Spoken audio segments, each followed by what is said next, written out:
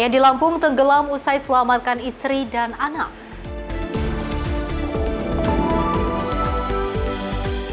Mahasiswa Unila tewas usai melahirkan, sang kekasih jadi tersangka. Indonesia Brazil serukan perdamaian dan reformasi PBB.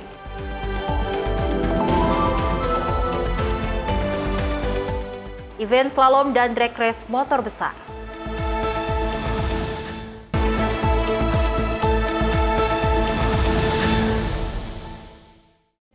Halo, selamat pagi pemirsa Simpo TV. Selamat pagi Sally. Selamat pagi. Apa kabar Festi? pagi hari ini? Baik, pagi hari. Harus baik ya, karena kita baru akan terus memberikan informasi yang terbaik untuk pemirsa di rumah terkait dengan perpolitikan, ekonomi dan juga berita hiburan lainnya. Dan tentunya pemirsa, kami akan menghadirkan informasi seputar peristiwa. Tentunya bersama saya Sally Sregar Dan saya Pesi Rahmadi, ini dia Menyapa Indonesia Pagi selengkapnya.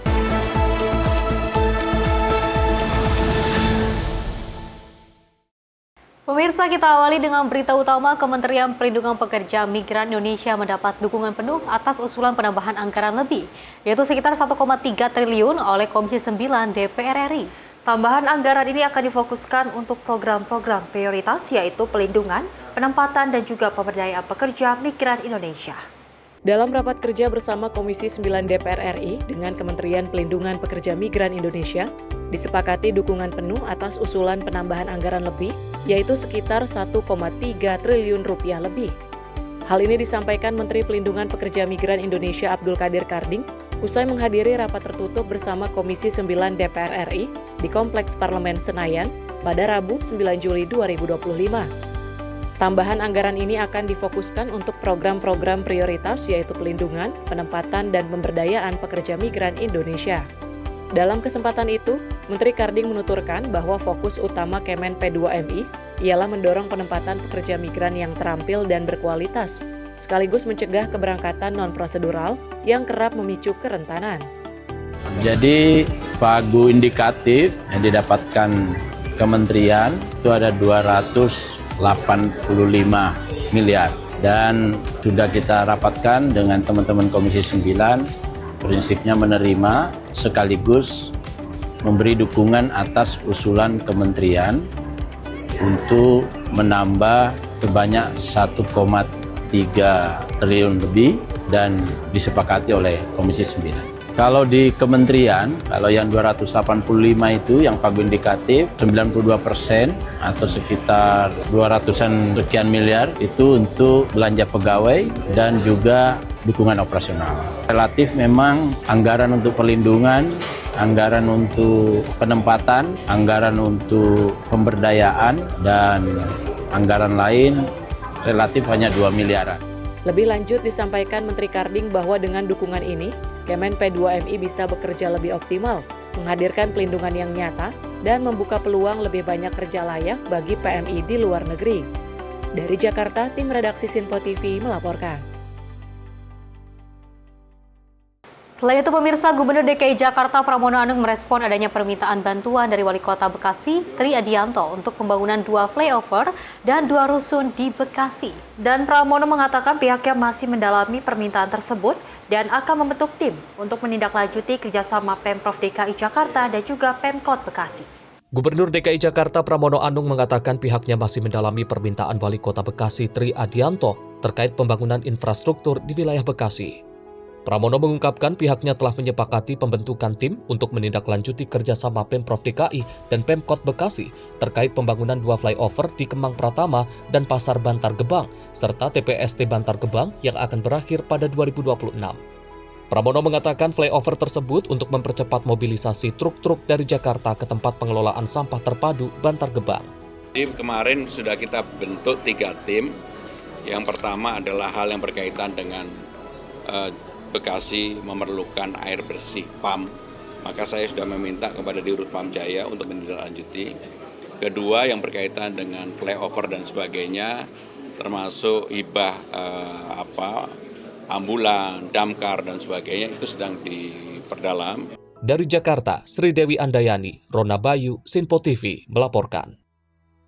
Pemirsa, hujan monsun yang juga mengguyur wilayah pegunungan di selatan New Mexico menyebabkan banjir bandang yang melanda desa wisata Ruidoso pada Selasa waktu setempat. Akibatnya pemirsa sedikitnya 3 orang dilaporkan hilang dan lebih dari 85 orang harus diselamatkan dari rumah dan kendaraan mereka.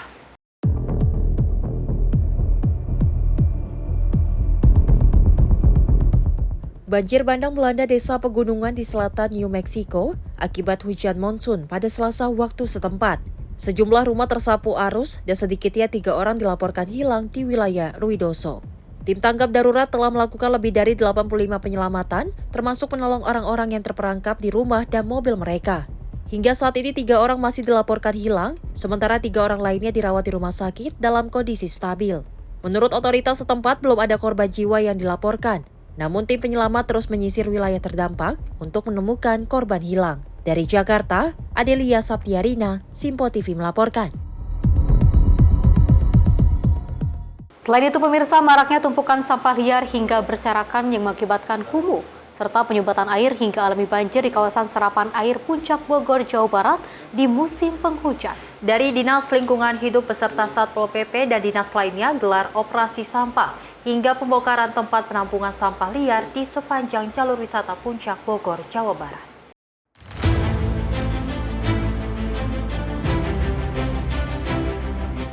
Tim gabungan yang meliputi Dinas Lingkungan Hidup, Satpol PP, Dinas Perhubungan, hingga aparat TNI dan Polri serentak bongkar paksa bak penampungan sampah liar dari limbah warga di sepanjang jalur wisata Puncak Bogor, Jawa Barat. Satu persatu tempat pembuangan sampah serta tumpukan sampah liar di jalur serapan air terbesar di wilayah hulu Sungai Ciliwung, Puncak Bogor dibongkar petugas di saat kawasan Bogor kerap dilanda banjir. Tumpukan sampah hingga berbagai atribut seperti spanduk yang mengakibatkan kumuh di jalur puncak ini langsung dibongkar petugas dari mulai eksit tol Gadok hingga perbatasan Bogor Cianjur, Jawa Barat. Bagian dari penataan ini kami dari Dinas Lingkungan Hidup melakukan pembersihan sampah dari gerbang tol eksit tol Gadok sampai batas Kabupaten Bogor Cianjur.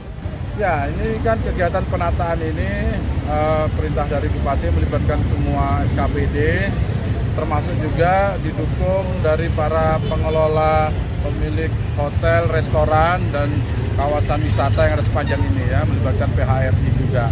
Perangkat daerah terlibat, pasti ada Satpol PP, Dinas Perhubungan untuk kelancaran lalu lintasnya, Dinas Lingkungan Hidup untuk persampahannya, Dinas Perumahan Kawasan Permukiman Pertanahan untuk penertiban baliho, dan PUPR juga untuk penertiban rumija ya, seperti pemanfaatan kabel-kabel FO dan lain sebagainya. Nah, kalau kegiatan penataannya sendiri cukup lama ya, karena nanti secara keseluruhan nanti ada termasuk pelebaran persimpangan, pembuatan taman-taman di atas, jadi masih cukup lama. Maraknya sampah liar hingga mengakibatkan sendatan aliran sungai di musim penghujan kali ini membuat pemerintah daerah secara cepat membongkar seluruh lapak sampah liar agar kawasan puncak terbebas dari kumuh dan bahaya banjir di saat musim penghujan tiba kali ini. Pemerintah berharap kawasan puncak terhindar dari kumuh dan banjir sehingga nyaman bagi masyarakat dan wisatawan. Dari Bogor, tim kontributor Simpo TV melaporkan. Informasi lainnya pemirsa, petugas gabungan Polres Metro Jakarta Pusat kembali melakukan olah TKP guna melakukan pendalaman terkait kasus meninggalnya seorang diplomat ahli muda Kementerian Luar Negeri dalam kondisi wajah yang tertutup lakban. Dalam olah TKP pada Rabu petang, kepolisian melibatkan tim Inafis Mabes Polri. Sebanyak 5 saksi dan 2 CCTV juga sudah diperiksa guna memecahkan kasus ini.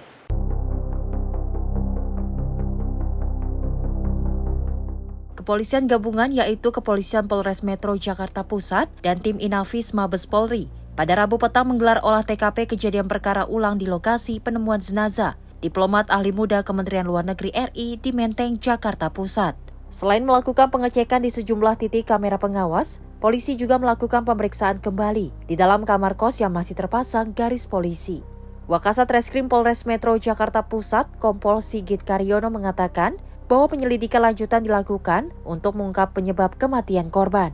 Sebanyak 5 orang saksi dan 2 kamera CCTV sudah dilakukan pemeriksaan terkait kasus meninggalnya Arya Daru Pangayunan.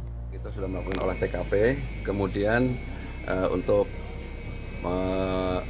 lebih memantapkan lagi olah TKP, barusan dari tim Pusiden Mabes Polri ikut membantu kita untuk membuat lebih terang apakah ini korban ini benar-benar meninggal karena apa gitu kan. Nah, sementara prosesnya masih dalam proses penyidikan, masih banyak pemeriksaan yang akan kita lakukan, ya, pemeriksaan ahli maupun pemeriksaan terhadap ahli forensik termasuk CCTV. Gitu kan. Sejauh ini sudah ada berapa saksi Pak yang diperiksa? Ya, sejauh ini yang kita saksi yang sudah diperiksa ya ada 5 ya. Oh, ada 5. Yang pertama penjaga yang pertama kali memberitahukan kepada kita bahwa korban tidak bisa dihubungin ya.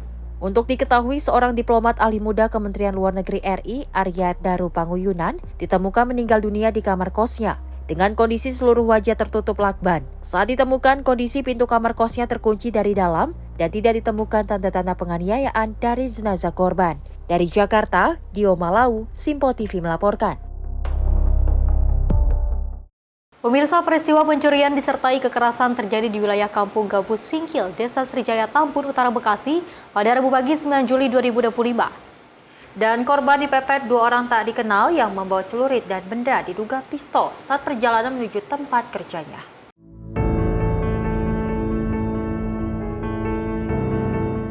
Korban yang diketahui bernama Samsul sempat melawan saat 2 pelaku berusaha merampas barang miliknya. Kondisi jalan yang sepi dan minim penerangan diduga dimanfaatkan para pelaku untuk melancarkan aksi begal tersebut. Akibat insiden ini, korban menderita luka di bagian tangan akibat sabetan senjata tajam. Sementara motor dan barang pribadinya berhasil diselamatkan, meski kunci kendaraan sempat dibawa kabur. Pihak kepolisian telah melakukan olah TKP dan mengumpulkan barang bukti di lokasi kejadian. Saat ini kasus penyerangan tersebut masih dalam penanganan pihak Polsek Tambun dan Polres Metro Bekasi. Dari Jakarta, Natania, Simpo TV melaporkan. Salah satu pelaku penjamretan berhasil ditangkap oleh warga dan petugas keamanan di depan kantor Pegadaian Bojongsari Depok pada Kamis siang 10 Juli 2025. Aksi penjamretan tersebut melibatkan 4 orang pelaku yang menggunakan 3 sepeda motor, menargetkan sebuah mobil yang baru saja mengambil uang senilai 300 juta rupiah.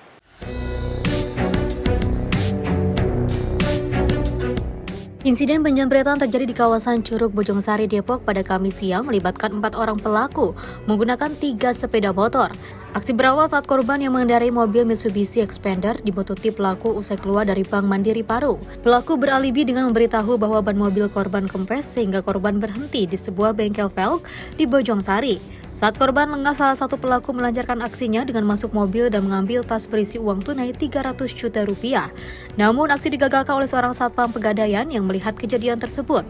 Salah satu pelaku dengan motor Jupiter MX berhasil diamankan sementara 3 pelaku lainnya kabur menggunakan 2 sepeda motor. Dalam pelariannya, salah satu motor menabrak seorang pejalan kaki dan berhasil diamuk warga sekitar, sementara 1 motor lainnya berhasil kabur. Saat ini pencarian pelaku masih terus dilakukan serta polisi mengimbau untuk tetap waspada saat berada di tempat umum. Di Jakarta, tim redaksi Aura Desmita, Simpo TV melaporkan. Pemirsa, seorang wanita nekat melompat dari ketinggian lantai 19 apartemen Kalibata City, Pancoran, Jakarta Selatan. Dugaan sementara pemirsa, wanita tersebut lompat karena ketakutan adanya penyusup di dalam unit apartemennya. Video amatir warga merekam detik-detik seorang wanita tersangkut di sebuah kanopi usai melompat dari ketinggian lantai 19 apartemen Kalibata City, Jakarta Selatan. Dugaan sementara wanita berinisial A ini nekat melompat karena ketakutan setelah mengetahui ada penyusup di dalam unit apartemennya. Penghuni tersebut tersangkut atap seng lobi apartemen mengalami patah pada bagian kaki. Kalau aku lihat kan aku lagi duduk di sini. Yang pertama itu ada kayak yang minta tolong kayak gitu, kayak ada yang teriak gitu. Perempuan, cuman yang teriak itu nggak tahu orang yang jatuhnya, nggak tahu yang di bawah yang lihat ke atas. Sama itu kayak semacam tolong gitu. Nah, pas nggak lama dari situ pas aku lihat udah jatuh. Jadi aku posisinya nggak lihat jatuhnya gimana, cuman pas terus aku lihat kirain gas meledak, kenceng banget, kirain kayak gas meledak. Terus dilihat orang. Korban yang selamat kini telah berada di rumah sakit untuk mendapatkan penanganan medis. Sementara terduga penyusup sudah diamankan pihak berwajib. Belum ada keterangan dari kepolisian terkait peristiwa ini. Dari Jakarta, kontributor Simpo TV melaporkan. Peristiwa yang juga kurang mengenakan ya Sally dan juga pemirsa, ini peristiwa yang terpaksa kita harus melakukan ataupun terjun dari lantai 19 karena juga ada penyusup. Kita juga kalau misalnya ada di posisi seperti itu, kita juga tidak tahu apa sih yang harus kita lakukan dengan kondisi dalam sendirian, terus juga ada penyusup. Alangkah lebih baiknya kalaupun kita tinggal di sebuah apartemen yang besar, ini harus ada teman ataupun kerabat terdekat yang bisa menemani, karena hal seperti ini sangat disayangkan sekali gitu ya saya dan juga pemirsa ya. Mudah-mudahan kedepannya untuk para pihak pengelola apartemen ini bisa ada pengamanan yang jauh lebih ketat lagi. Mungkin ada alat ketika ada orang penyusup seperti alarm atau apapun, hingga orang-orang di luar sana bisa langsung membantu orang tersebut. Betul, memang kita ketahui korban perempuan ini akhirnya juga selamat walaupun memang mengalami patah tulang pada bagian kaki. Kita berharap bahwasanya memang nantinya tidak ada lagi kasus serupa, karena memang kita ketahui ini memang cukup mengejutkan. Terlebih ada orang yang masuk ke ruang yang memang seharusnya tidak ada yang masuk, dan ini menjadi perhatian juga bagi apartemen. Terlebih harus ada pengawasan yang lebih ketat agar kejadian serupa tidak terulang kembali. Kita lanjutkan informasi lainnya, pemirsa. Satu keluarga rombongan wisatawan asal Kabupaten Lampung Utara tenggelam di pantai Labuhan Jukung, Kecamatan Pesisir Tengah, Kabupaten Pesisir Barat, Lampung. Dan dalam kejadian itu pemirsa, satu korban yang merupakan sang ayah belum ditemukan sampai saat ini, usai menyelamatkan istri dan dua anaknya yang pertama kali tenggelam. Seorang wisatawan asal Kabupaten Lampung Utara, Lampung, Aldi Suparman, tenggelam di pantai Labuhan Jukung, Kecamatan Pesisir Tengah, Kabupaten Pesisir Barat, sejak Rabu kemarin dan hingga saat ini belum ditemukan. Korban Aldi Suparman merupakan seorang ayah yang tenggelam usai menyelamatkan istri dan dua anaknya yang pertama kali tenggelam di pantai tersebut. Kapolsek Pesisir Tengah AKP Haldi Nasution mengatakan saat kejadian yang pertama kali tenggelam yakni kedua anak korban, Ega dan Kaira, yang sedang bermain air. Saat itu istri korban Megawati mencoba menolong namun malah turut terbawa arus. Karena mendengar teriakan anggota keluarganya, korban spontan lari dan terjun ke laut untuk menolong, namun nahas justru korban yang sampai saat ini belum ditemukan. Korban terseret arus akibat daripada yang mana keluarga datang dari daerah Kota Bumi melaksanakan kegiatan piknik atau rekreasi, yang mana pada saat pertama yang terseret arus adalah anaknya, kemudian ibunya menolong, kemudian tiba-tiba daripada suaminya ataupun orang tuanya dengan tiba-tiba datang menolong. Yang tertolong anaknya yang namanya atas nama Risap Ega, sedangkan ibunya juga tertolong. Sedangkan si penolong yang atas nama Aldi Suparman alias Aliman tidak terselamatkan ataupun terseret arus. Sampai saat ini masih dilakukan upaya pencarian yang dilakukan dari Hingga hari Kamis, tim SAR gabungan mulai dari kepolisian, TNI, dan Basarnas masih terus melakukan pencarian terhadap korban. Pencarian dilakukan dengan menggunakan perahu dan menyisir bibir pantai. Dari pesisir barat, Lampung, Immanuel Simorangkir, kontributor Simpo TV melaporkan. Saya dan juga pemirsa, perjuangan dari seorang ayah memang tidak bisa ternilai dengan apapun, dan juga ketulusan dari seorang ayah ini salah satu pahlawan yang sangat luar biasa. Pasti mungkin dari pikirannya apapun yang terjadi kepada dirinya, yang penting keluarga nomor satu. Keluarga yang harus pertama kali diselamatkan, meskipun mungkin sebelumnya beliau ini tidak bisa berenang, tapi kalau melihat keluarganya dalam kondisi bahaya, dalam kondisi tidak baik-baik saja, pasti langsung menyelamatkan istri dan juga anaknya. Mudah-mudahan keluarga yang ditinggalkan juga bisa diberikan ketabahan. Ini juga niatnya juga untuk membantu anak dan juga istrinya agar bisa selamat, tapi nasib dan juga keberuntungan tidak ada di pihak beliau seperti itu ya. Mudah-mudahan ini bisa menjadikan surga untuk beliau, apalagi dengan sangat luar biasa kematiannya untuk menyelamatkan anak dan juga istrinya. Mudah-mudahan seluruh korban ataupun keluarga yang terdampak, keluarga yang juga ditinggalkan bisa mendapatkan kesabaran yang seluas-luasnya. Betul, memang kronologi di awal bahwasanya ini ibu dan kedua anaknya memang tenggelam terlebih dahulu, dan memang sosok ayah ini ingin menyelamatkan ibu dan juga kedua anaknya. Namun nasib tidak ada yang tahu, Faiz dan pemirsa, ternyata seorang yang ini akhirnya ikut tenggelam. Dan memang saat ini sosok ayah itu ataupun jasad dari ayah tersebut belum ditemukan oleh tim SAR gabungan. Namun kita sebagai masyarakat berharap bahwasanya tim SAR gabungan dapat bekerja dengan baik untuk menemukan jasad dari seorang ayah tersebut. Amin, mudah-mudahan bisa ada titik temu ya dari hal tersebut, karena pencarian hingga saat ini masih terus dilakukan. Dan pemirsa, informasi lainnya akan terus kami hadirkan usai jeda berikut ini.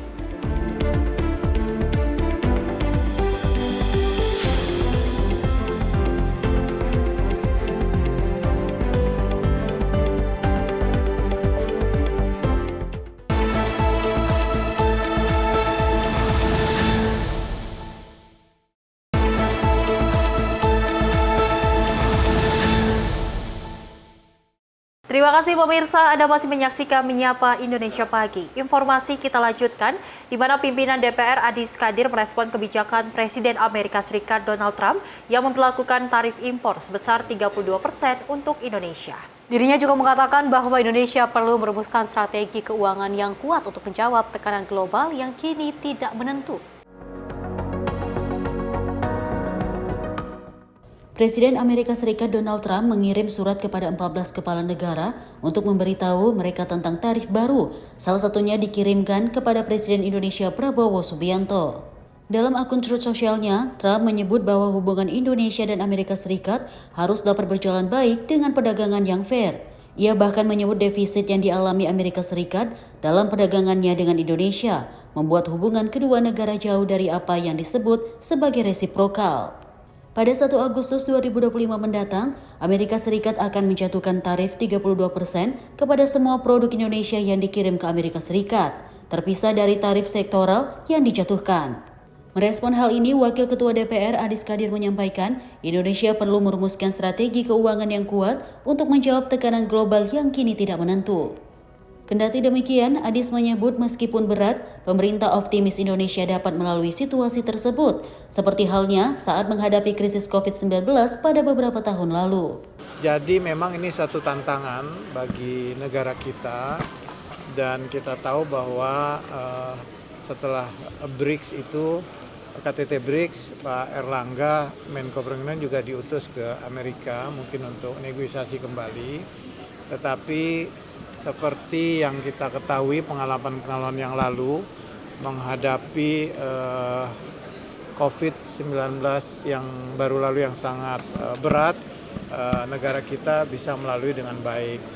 Jadi memang insya Allah fondasi ekonomi negara kita baik, cuman memang harus betul-betul diatur ke depan bagaimana strategi keuangan menghadapi ekonomi global yang semakin tidak menentu ini.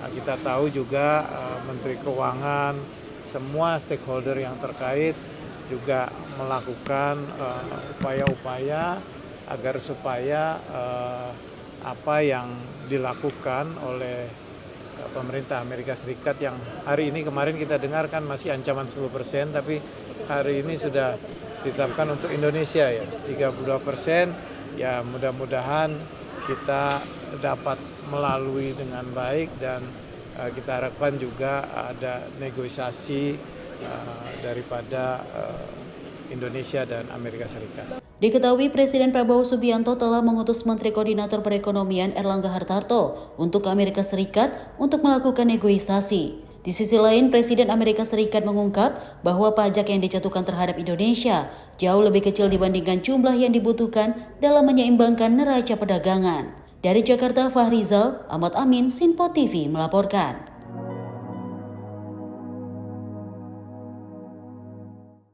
Pemirsa, Kepala Kantor Komunikasi Kepresidenan Hasan Nasbi merespon perihal putusan Amerika Serikat yang juga menaikkan tarif impor sebesar 32% kepada Indonesia mulai 1 Agustus mendatang.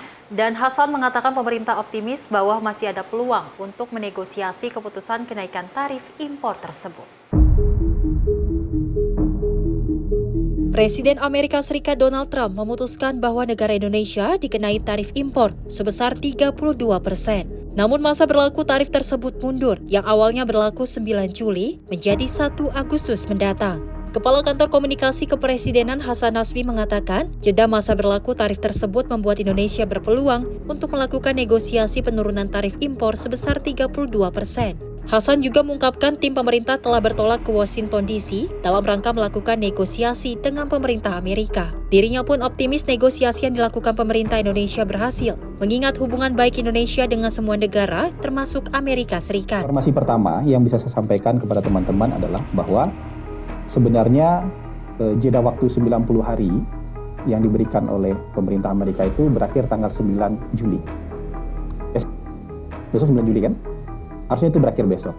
Tapi kemudian dalam keterangan terbaru yang diberikan oleh Presiden Trump, itu kan dimulainya 1 Agustus.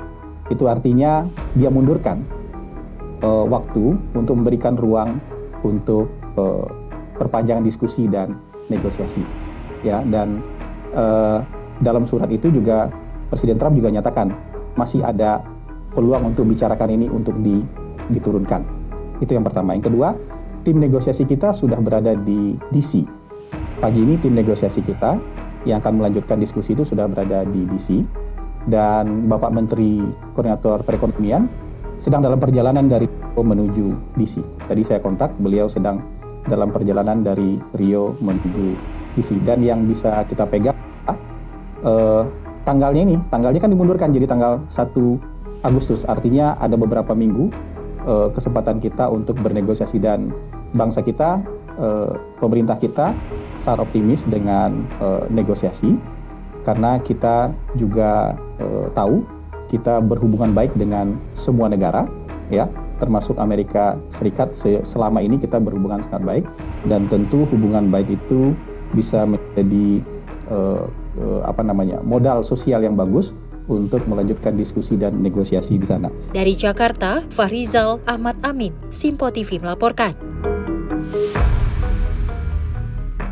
Menteri Sekretaris Negara Prasetyo Hadi juga merespon terkait kebijakan Presiden Amerika Serikat Donald Trump yang juga menaikkan tarif impor sebesar 10% kepada anggota BRICS termasuk Indonesia. Dan Prasetyo mengatakan saat ini pemerintah Indonesia akan terus mengupayakan untuk melakukan jalur negosiasi agar tarif impor tersebut dapat turun. Presiden Amerika Serikat Donald Trump menaikkan tarif impor sebesar 10% bagi negara yang tergabung dalam BRICS, salah satunya yakni negara Indonesia. Awalnya tarif impor yang diterapkan kepada Indonesia dikenakan sebesar 32% sehingga bertambah 10% menjadi 42%. Merespon hal ini, Menteri Sekretaris Negara Prasetyo Hadi mengatakan Indonesia harus siap menghadapi kenaikan tarif tersebut jika hal itu sebagai bentuk konsekuensi bergabung dalam organisasi BRICS. Kendati demikian, Prasetyo optimis Indonesia mampu melakukan negosiasi kepada pemerintah Amerika Serikat sehingga diharapkan dapat menghasilkan yang terbaik untuk bangsa Indonesia. Per hari ini yang dapat kami sampaikan adalah kita tetap melanjutkan upaya untuk bernegosiasi dengan pemerintah Amerika Serikat. Berdasarkan apa yang disampaikan Presiden Trump, di situ kan memberi tenggat waktu sampai 1 Agustus. Nah, di jeda waktu ini tadi malam kami berkoordinasi juga dengan Menko Ekonomi dan untuk kemudian melanjutkan kembali proses negosiasi. Di situ kan dibuka beberapa ruang juga. Kalau kaitannya dengan rencana pengenaan kembali tarif 10% bagi anggota BRICS, kami merasa ya itu bagian dari keputusan kita kalau kita bergabung dengan BRICS yang kemudian itu ada konsekuensi, ya mau tidak mau harus kita hadapi. Baru disampaikan begitu skemanya kan begini. Nah ini kan masih ada waktu, masih ada jeda. Minta tolong aja kita doakan tim yang sedang bernegosiasi supaya bisa menghasilkan yang terbaik lah untuk bangsa kita. Dari Jakarta, Fahrizal Rizkyano, Simpo TV melaporkan. Di sisi lain, pemirsa, Presiden Indonesia Prabowo Subianto menyerukan reformasi PBB agar negara-negara global selatan mendapatkan peran lebih besar dalam tata kelola dunia. Dalam pertemuan dengan Presiden Brazil Lula, Prabowo juga menegaskan dukungan bersama untuk gencatan senjata di Ukraina dan juga Gaza, serta kerjasama di berbagai bidang strategis.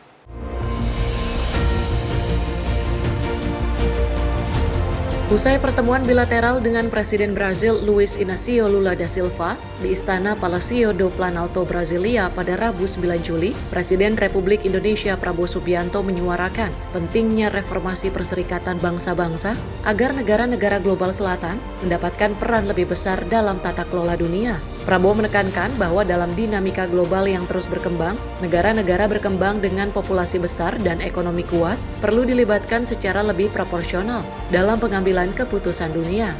Ia menyebut Brazil sebagai contoh negara besar yang perlu mengambil peran lebih aktif dan bertanggung jawab dalam memimpin perubahan tersebut. We support your thinking that there must be reforms for the United Nations to increase the voice of other new big players on the global scene. Brazil is a very big country, big population, with a strong economy. I think will have to play a more responsible and leading role, and I think we should combine our efforts, combine our voice to push forward for these reforms. We have to rise to our responsibility to try to achieve a breakthrough in the conflict in Ukraine and also in the Middle East. In Ukraine, I think I agree with your concept and your thinking of continuing the role of the group of friends to try to push towards a tangible and real ceasefire as soon as possible. And on the Middle East, again, we really value your strong stand on the need for immediate cessation, ceasefire in Gaza, and also that the only solution will be a two-state solution.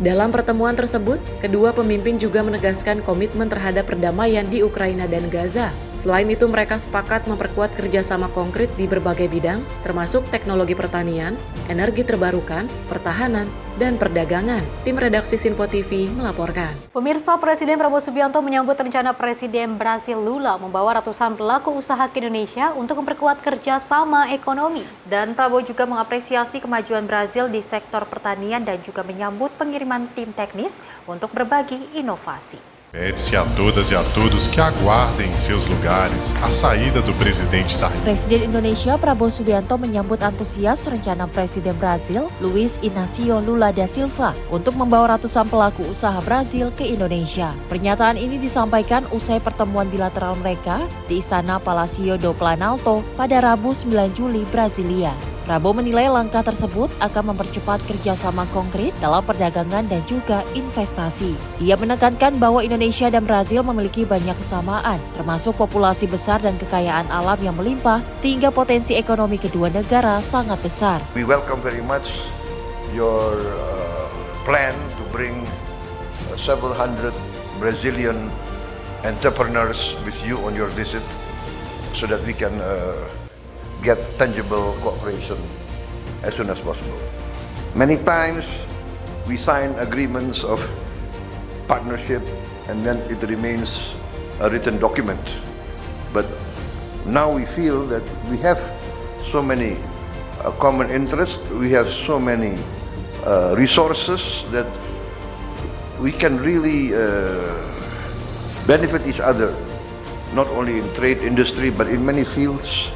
Field of agriculture, Brazil is at the cutting edge.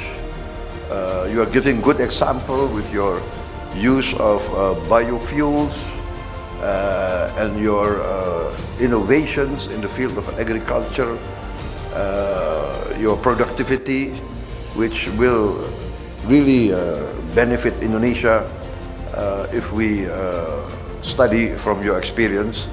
And you, President Lula, and your ministers have kindly accepted our request to send more of our teams of technical experts to study your innovation and your modernization as well as your technology here. Selain mengagumi kemajuan Brasil di sektor pertanian dan bioenergi, Prabowo juga mengapresiasi kesediaan Lula untuk mengirim tim teknis guna berbagi inovasi pertanian. Kunjungan Prabowo ke Brasil juga sekaligus untuk menghadiri KTT BRICS dengan rencana balasan kunjungan Lula ke Indonesia pada Oktober mendatang. Tim redaksi Sinpo TV melaporkan. Dalam pertemuannya, pemirsa, Presiden Prabowo Subianto mengundang Presiden Brasil Luiz Inácio Lula da Silva untuk merayakan ulang tahunnya di Indonesia pada Oktober 2025 mendatang. Undangan tersebut disampaikan dalam konferensi pers bersama Istana Planalto, Brasilia, Rabu waktu setempat. Prabowo pun menjanjikan sebuah perayaan istimewa untuk menghormati ulang tahun ke-80 Lula di Indonesia. Presiden Republik Indonesia Prabowo Subianto resmi menutup kunjungan kerjanya di Brasil pada Rabu 9 Juli 2025.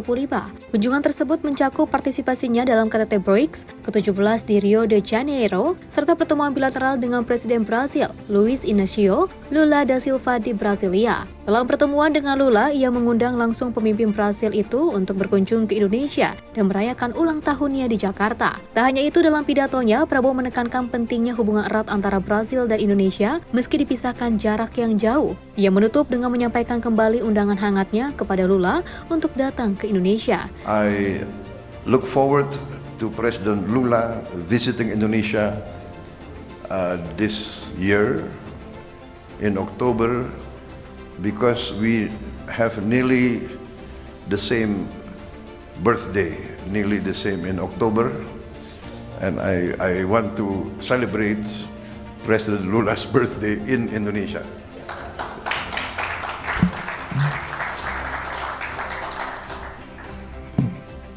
President Lula will be 80 years old. I am his younger brother. I will be 74. But they say the 80 years old today is like 60 years old a few years ago. So I'm convinced that we will see President Lula being active in the world stage for a long time. I really look forward to your visit with tangible achievements by October. And in conclusion, we'll plan a very, very good birthday party for you in Jakarta. Setibanya di Pangkalan Udara Air Force Base Brasilia, pukul 17.00 waktu setempat, Presiden RI Prabowo Subianto dijadwalkan melanjutkan perjalanan kenegaraan ke Belgia. Tim redaksi Simpo TV melaporkan.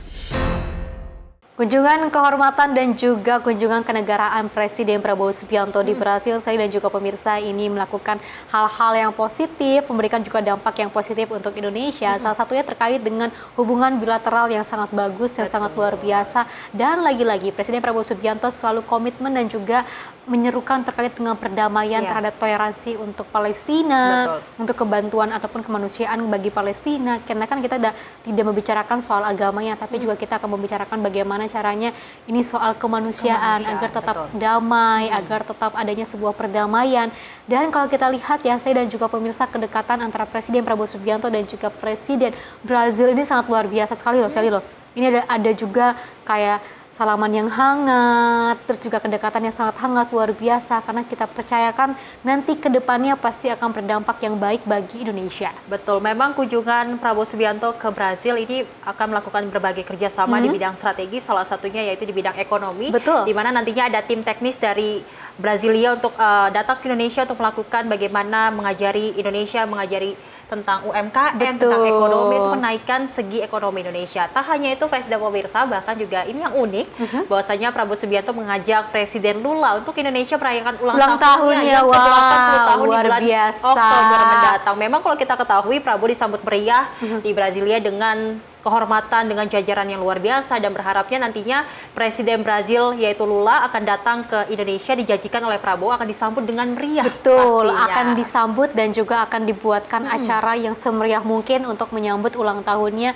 Lula, Presiden Brazil ya. Tapi apakah betul nanti di Oktober mendatang Lula akan datang ke Indonesia? Nanti kita akan nantikan kabarnya nanti ya, Sally ya.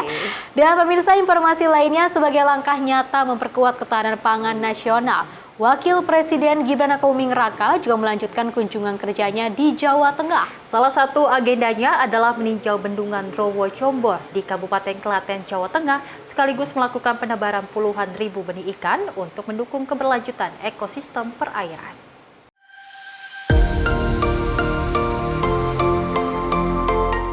Sebagai upaya memperkuat ketahanan pangan nasional dan menjaga kelestarian lingkungan, Wakil Presiden Gibran Rakabuming Raka melanjutkan kunjungan kerjanya ke Provinsi Jawa Tengah dengan meninjau bendungan Rowo Jombor, Kecamatan Bayat, Kabupaten Klaten pada Rabu 9 Juli 2025.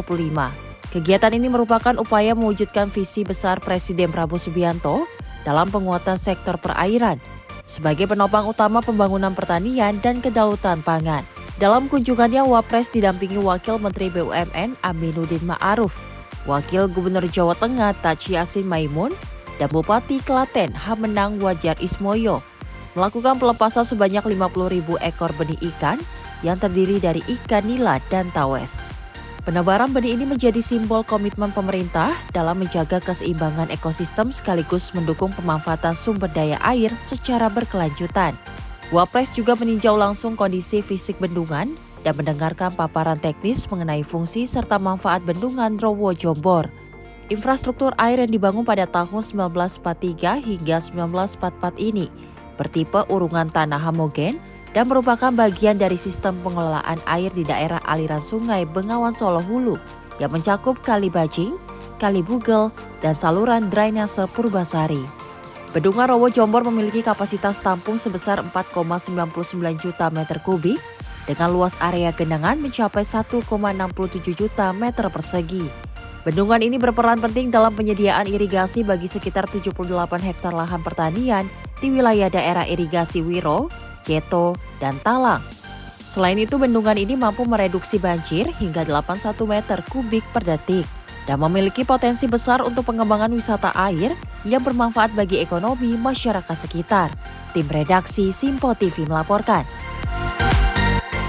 Dari Kementerian Sosial bersama pemerintah daerah dan universitas di tanah air sepakati penggunaan fasilitas barang milik desa untuk keperluan operasional sekolah rakyat yang sebentar lagi akan dilaksanakan. Adapun perjanjian penggunaan fasilitas BMD ini berstatus pinjam pakai oleh Kementerian Sosial. Menteri Sosial Saifullah Yusuf menandatangani perjanjian pinjam pakai fasilitas barang milik desa atau BMD milik pemerintah daerah hingga perguruan tinggi seluruh Indonesia yang akan digunakan dalam operasional program sekolah rakyat. Penandatanganan ini dihadiri langsung jajaran pejabat di Kementerian Sosial dan sejumlah pemerintah daerah, mulai dari gubernur, bupati, dan wali kota, serta sejumlah rektor universitas di tanah air. Pada kesempatan ini, Gus Ipul menerangkannya kepada para Pemda dan rektor universitas mengenai sisi operasional hingga output pelaksanaan sekolah rakyat di tiap daerah Indonesia. Untuk penggunaan BMD sendiri tersebar di 44 provinsi kabupaten kota di seluruh daerah dan 3 dari lingkungan universitas. Siang Bapak Ibu sekalian, hari ini alhamdulillah kami berkoordinasi ya dengan provinsi, kabupaten kota berkaitan dengan penandatanganan pinjam pakai lahan atau gedung yang digunakan untuk penyelenggaraan sekolah rakyat rintisan tahun 2025-2026. Jadi semua udah tahu titik-titiknya di mana. Nah, yang tentu milik Kemensos nggak perlu MOU lagi, tapi yang dengan lembaga atau juga dengan universitas, pemerintah kabupaten kota, kita memerlukan untuk MOU dalam rangka pinjam pakai lahan atau gedung. Cukup itu dan alhamdulillah sudah jalan lancar. Lebih lanjut, untuk sebaran barang milik desa ini cenderung dominan berada di kawasan Pulau Jawa dan beberapa wilayah di Pulau Sumatera. Dari Jakarta, Max Rafliadit, Simpo TV melaporkan.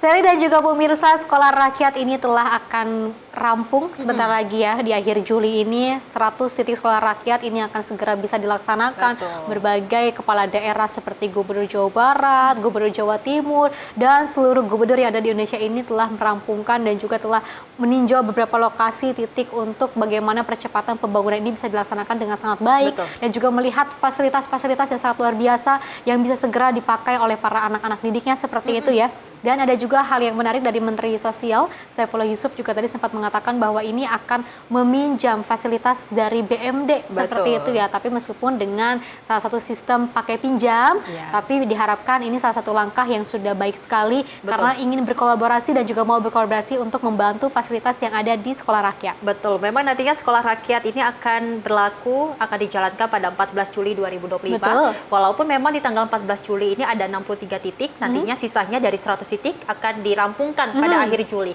Kita berharap bahwasanya memang sekolah rakyat ini dibangun tujuannya baik agar nantinya generasi muda, anak-anak bisa belajar, bisa melakukan pendidikan dengan baik tanpa dibayang-bayangi oleh biaya festive. Memang kalau kita ketahui kan akhir-akhir ini anak-anak banyak yang akhirnya terhalang oleh sekolah karena adanya biaya. Dan memang ini program yang sangat luar biasa dari Prabowo Subianto dan Gibran Rakabuming Raka, bagaimana memang akhirnya sekolah rakyat diluncurkan untuk memudahkan masyarakat yang memang ekonominya di kelas bawah. Betul. Semoga dengan adanya sekolah rakyat di 100 titik yang ada di Indonesia ini bisa segera mewujudkan Indonesia Emas 2045. Pemirsa, informasi lainnya akan terus kami hadirkan usai jeda berikut ini.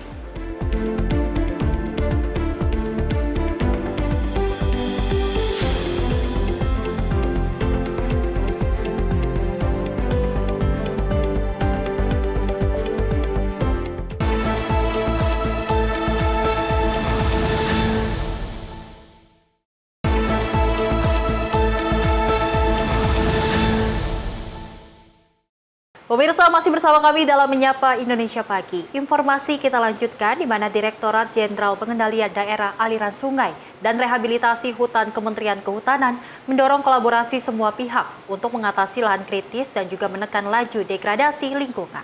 Langkah ini pemirsa dipandang sebagai strategi untuk mengurangi degradasi lahan yang semakin meluas di berbagai daerah.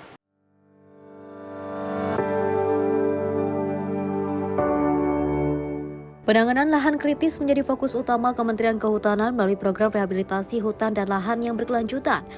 Upaya ini melibatkan berbagai pihak, baik dari pemerintah pusat, pemerintah daerah, sektor swasta, hingga partisipasi masyarakat secara langsung, sebagai bentuk kolaborasi multi pihak dalam memulihkan kondisi lingkungan. Direktur Jenderal Pengendalian DAS dan juga Rehabilitasi Kehutanan, Kementerian Kehutanan, Dia Murtiningsih menegaskan pentingnya edukasi untuk menghentikan aktivitas yang merusak lingkungan, sekaligus mengajak seluruh elemen untuk turut terlibat dalam aksi nyata rehabilitasi lahan. Dia menyatakan hingga saat ini program rehabilitasi telah dilaksanakan di berbagai kawasan prioritas, termasuk daerah aliran sungai yang mengalami kerusakan parah dan lahan-lahan bekas tambang atau konversi lahan lainnya. Tentu saja di dalam mengatasi lahan kritis yang tentu saja kita berharap bahwa ke depan ini degradasi lahan ini semakin terkurangi. Degradasi lahan dan kekeringan sekarang terkurangi. Salah satu kegiatan yang ataupun program yang kita lakukan adalah dengan memperbaiki kondisi lahan, salah satunya dengan rehabilitasi hutan dan lahan. Nah, tentu saja ini tidak bisa dilakukan sendiri oleh pemerintah, sehingga harus berkolaborasi dengan seluruh pihak. Dalam hari ini pemerintah pusat, pemerintah daerah, kemudian sektor swasta, kemudian masyarakat untuk bersama-sama peduli dan menyadari bahwa lahan yang ada di sekitar seluruh pelaku-pelaku ini ataupun masyarakat maupun swasta dan sebagainya ini harus dilakukan rehabilitasi atau dipulihkan atau setidak-tidaknya menjaga kegiatan atau aktivitas pembangunannya itu untuk tidak semakin merusak. Nah, itu yang kita lakukan. Nah, sehingga kolaborasi yang kita lakukan yang pertama tentu saja adalah satu, edukasi untuk tidak merusak atau menjadikan degradasi lahan ini semakin meningkat. Yang kedua, melakukan perbaikan, yaitu melakukan rehabilitasi hutan dan lahan. Nah, sehingga seluruh pihak kita ajak untuk bersama-sama melakukan rehabilitasi hutan dan lahan, baik bersumber dari anggaran APBN, kemudian dari sektor swasta, kemudian dari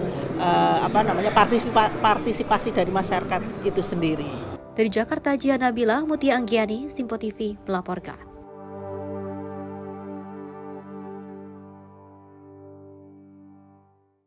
Pemirsa, Kementerian Kehutanan menegaskan kondisi lahan yang sehat dan juga produktif berperan penting dalam mendukung ketahanan pangan nasional.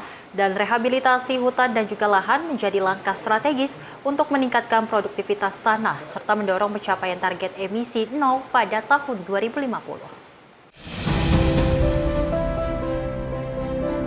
Kondisi lahan yang sehat dinilai berperan besar dalam menopang ketahanan pangan nasional dan membangun energi terbarukan yang ramah lingkungan. Dalam keterangannya, Dirjen Pengendalian Daerah Aliran Sungai dan Rehabilitasi Hutan Kementerian Kehutanan, Dia Murtiningsih, menjelaskan program rehabilitasi hutan dan lahan menjadi strategi utama untuk meningkatkan produktivitas tanah dan mendorong pencapaian target emisi 0 pada tahun 2050. Dia menegaskan pemulihan kondisi lahan sangat berdampak langsung terhadap sektor pertanian dan energi sehingga perlu dilakukan secara kolaboratif. Dia mengungkapkan bahwa hal ini juga sejalan dengan target pemerintah menuju emisi nol tahun 2050 melalui pemanfaatan energi ramah lingkungan dan pemulihan ekosistem berkelanjutan. Oh iya, otomatis karena ada keterkaitan antara kondisi lahan ini terhadap terhadap sektor-sektor yang lain. Misalkan kalau lahannya baik, produktif, sehat, tentu saja pasti sesuai dengan arahan ataupun program dari Pak Prabowo untuk ketahanan pangan pasti akan meningkat karena kondisinya tanahnya bagus. Kemudian yang kedua, energi juga sama. Pada saat kita berbicara energi saat ini juga menusuk pada energi yang terbarukan. Artinya sudah ada target pemerintah untuk full net-saying tahun 2030, bagaimana emisi yang dikeluarkan harus seimbang dengan emisi yang diserap. Kemudian tahun 2060 bahkan mungkin ambisi kita tahun 2050 selesai akan ada zero untuk emisi. Nah, sehingga kita juga mengarah kepada energi-energi terbarukan. Artinya kita akan memanfaatkan atau mengoptimalkan atau membangun kembali atau membangun energi-energi yang terbarukan seperti dari jenis-jenis yang ramah lingkungan. Dari Jakarta, Jihan Nabila Mutia Anggiani, Sinpo TV melaporkan. Selain itu, pemirsa, Kementerian Pertanian Republik Indonesia dan pemerintah Palestina menandatangani nota kesepahaman untuk mendorong kerjasama strategis di bidang pertanian. Dan penandatanganan dilakukan di kantor pusat Kementan pada Senin 7 Juli 2025 sebagai bentuk kepedulian Indonesia terhadap pembangunan sektor pertanian di tanah Palestina.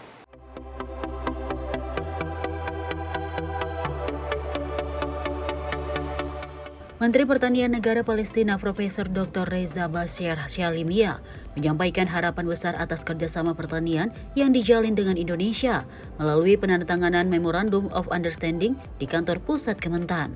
Kerjasama ini meliputi bidang pelatihan, pertukaran keahlian teknis, peningkatan perdagangan dan investasi, fasilitasi akses pasar, serta bantuan pangan. Untuk menjamin keberlanjutan implementasi, kedua negara akan membentuk komite teknis pertanian bersama.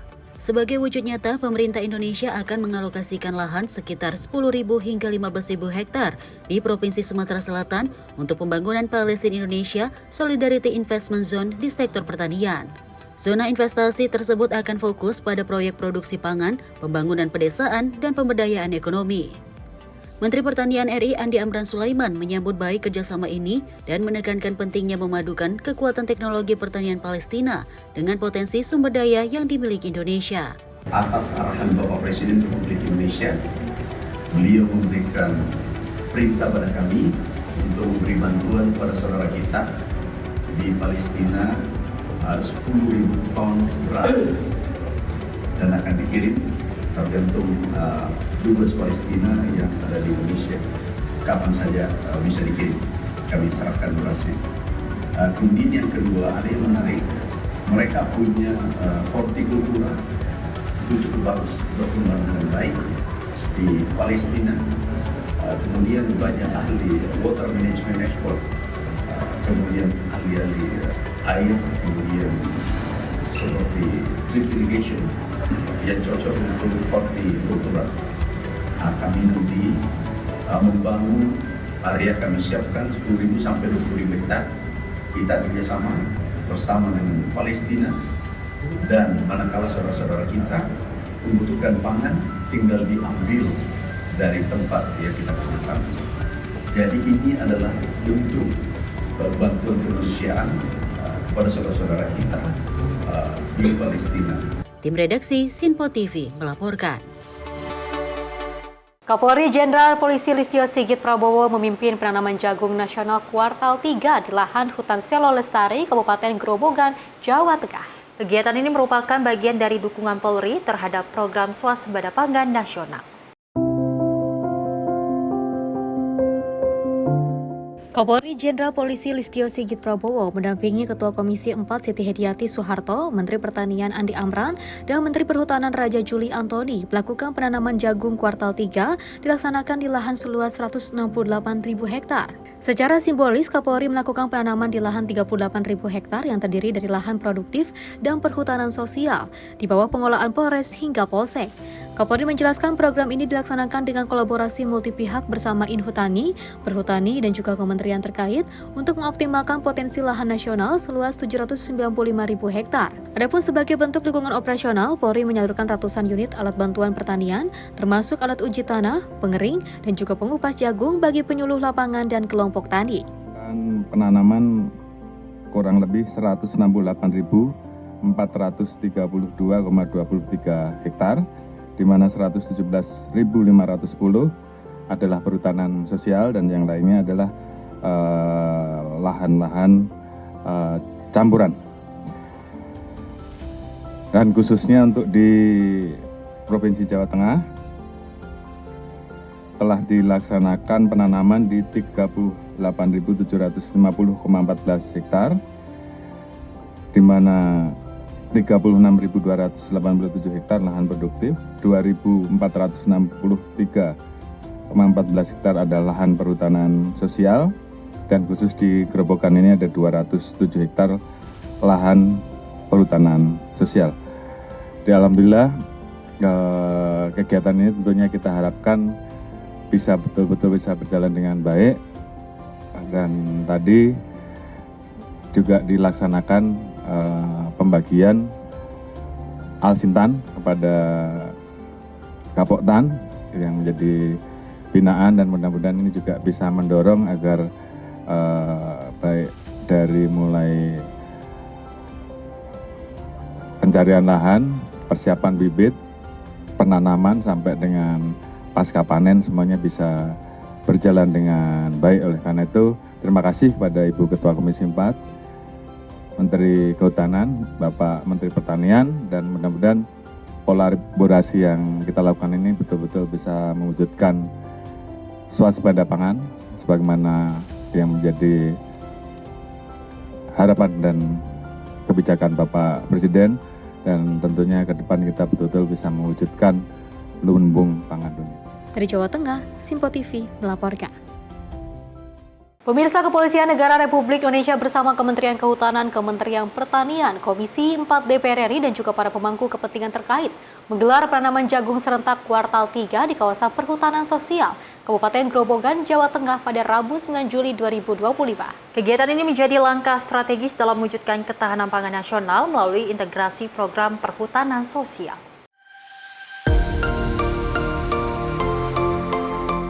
Kepolisian Negara Republik Indonesia bersama Kementerian Kehutanan, Kementerian Pertanian, Komisi 4 DPR RI, dan para pemangku kepentingan terkait menggelar penanaman jagung serentak kuartal ketiga di kawasan perhutanan sosial Kabupaten Grobogan, Jawa Tengah pada Rabu 9 Juli 2025. Acara ini dihadiri langsung oleh Menteri Kehutanan Raja Juli Antoni, Kapolri Jenderal Polisi Listio Sigit Prabowo, Menteri Pertanian Andi Amran Sulaiman, serta Ketua Komisi 4 DPR RI Titik Soeharto. Dalam sambutannya, Menteri Kehutanan Raja Juli Antoni menekankan bahwa program perhutanan sosial telah menjadi jembatan antara pelestarian lingkungan dan pembangunan ekonomi rakyat. Ia juga menegaskan jika upaya mewujudkan swasembada pangan dari lahan perhutanan sosial langsung terhubung dengan peningkatan kesejahteraan petani hutan, sehingga ia dan jajaran membuka diri selebar-lebarnya untuk bekerja sama dengan Kepolisian RI dan juga pihak-pihak terkait untuk menjaga hutan tetap lestari. Di saat bersamaan mendorong agar sektor hutan dapat berkontribusi secara signifikan terhadap swasembada pangan dan juga kesejahteraan masyarakat sekitar. Lomba untuk kebaikan untuk mewujudkan swasembada pangan yang dicanangkan oleh Bapak Presiden Prabowo Subianto, dan kita doakan swasembada pangan di bidang jagung ini akan segera, terutama tentu dengan kolaborasi yang kita lakukan pada hari ini dan hari-hari yang akan datang. Sementara itu, Kapolri Jenderal Listio Sigit Prabowo yang menjadi tuan rumah kegiatan ini menyampaikan bahwa Polri terus mendukung ekosistem pertanian nasional, termasuk melalui pemanfaatan lahan perhutanan sosial dan pembangunan fasilitas pendukungnya. Kegiatan penanaman jagung di Grobogan menjadi bentuk nyata penanaman untuk pangan sekaligus mendukung upaya rehabilitasi hutan dan lahan. Kegiatan ini dilakukan di area hutan desa seluas 2,6 hektar dan lahan perhutani seluas 6,6 hektar di Desa Selojari, Kecamatan Kelambu. Penanaman jagung di lahan perhutanan sosial ini bukan hanya menumbuhkan jagung, tetapi juga menumbuhkan harapan, keadilan sosial, dan kedaulatan rakyat atas ruang hidupnya. Inilah merupakan salah satu jalan menuju rakyat berdaulat dan juga bangsa bermartabat. Tim redaksi Simpo TV melaporkan. Pemirsa, Menteri Pertahanan Syafri Samsudin juga mengungkapkan telah menyiapkan tempat penampungan beras dalam mendukung ketahanan pangan. Tentunya pemirsa, dirinya mengatakan penampungan beras tersebut berkapasitas 70 ton. Kementerian Pertahanan akan membantu Kementerian Pertanian untuk menjaga stabilitas ketahanan pangan. Menteri Pertahanan Syafri Samsudin mengatakan pihaknya telah menyiapkan tempat penampungan beras sebanyak 25.000 unit dengan kapasitas penampungan 70 ton. Ketahanan pangan yang kita kontribusikan oleh Kementerian Pertahanan adalah membantu Menteri Pertanian dengan menyiapkan istilahnya tempat penampungan beras yang kita buat dengan cara membuat gudang sementara dari plastik, ya, tapi itu cukup kuat yang mampu menampung 70 ton, ya, dengan kapasitas 70 ton kita sudah menyiapkan 25.000 unit yang bisa dipergunakan oleh TNI untuk membantu Menteri Pertanian dalam hal menampung produksi panen, termasuk juga pengering jagung kita siapkan dengan menggunakan pindad. Dalam kesempatan yang sama, Wakil Kepala Staf Angkatan Darat TNI Letjen Tandoyo Budi Revita menyebut pihaknya telah merekrut total 34.520 prajurit dalam menjaga ketahanan pangan. Sebanyak 27.000 prajurit diantaranya merupakan tamtama, sedangkan 7.520 berpangkat bintara. Dirinya juga mengungkapkan sudah ada 50 batalion yang tersebar di seluruh Indonesia dalam sesi tahap pertama. Di tahap pertama ini kita ada 50, sudah tersebar di seluruh Indonesia. Kemudian tahap kedua ada 50 dan yang membuat kita bangga animo masyarakat ataupun muda Indonesia kita untuk masuk ke TNI Angkatan Darat luar biasa. Ya betul, saat ini kan ada 7.520 untuk bintara, kemudian ada 27.000 untuk tamtama. Untuk Batalion Teritorial Pembangunan. Dari Jakarta, Fahrizal Dafariskiano, Simpo TV melaporkan. Selain itu, pemirsa, Satuan Tugas Penertiban Kawasan Hutan berhasil menguasai kembali 2,9 juta hektar lahan di berbagai wilayah Indonesia selama periode Februari hingga Juni 2025. Lahan seluas 394.000 hektar diserahkan kepada BUMN untuk digunakan dalam mendukung ketahanan pangan.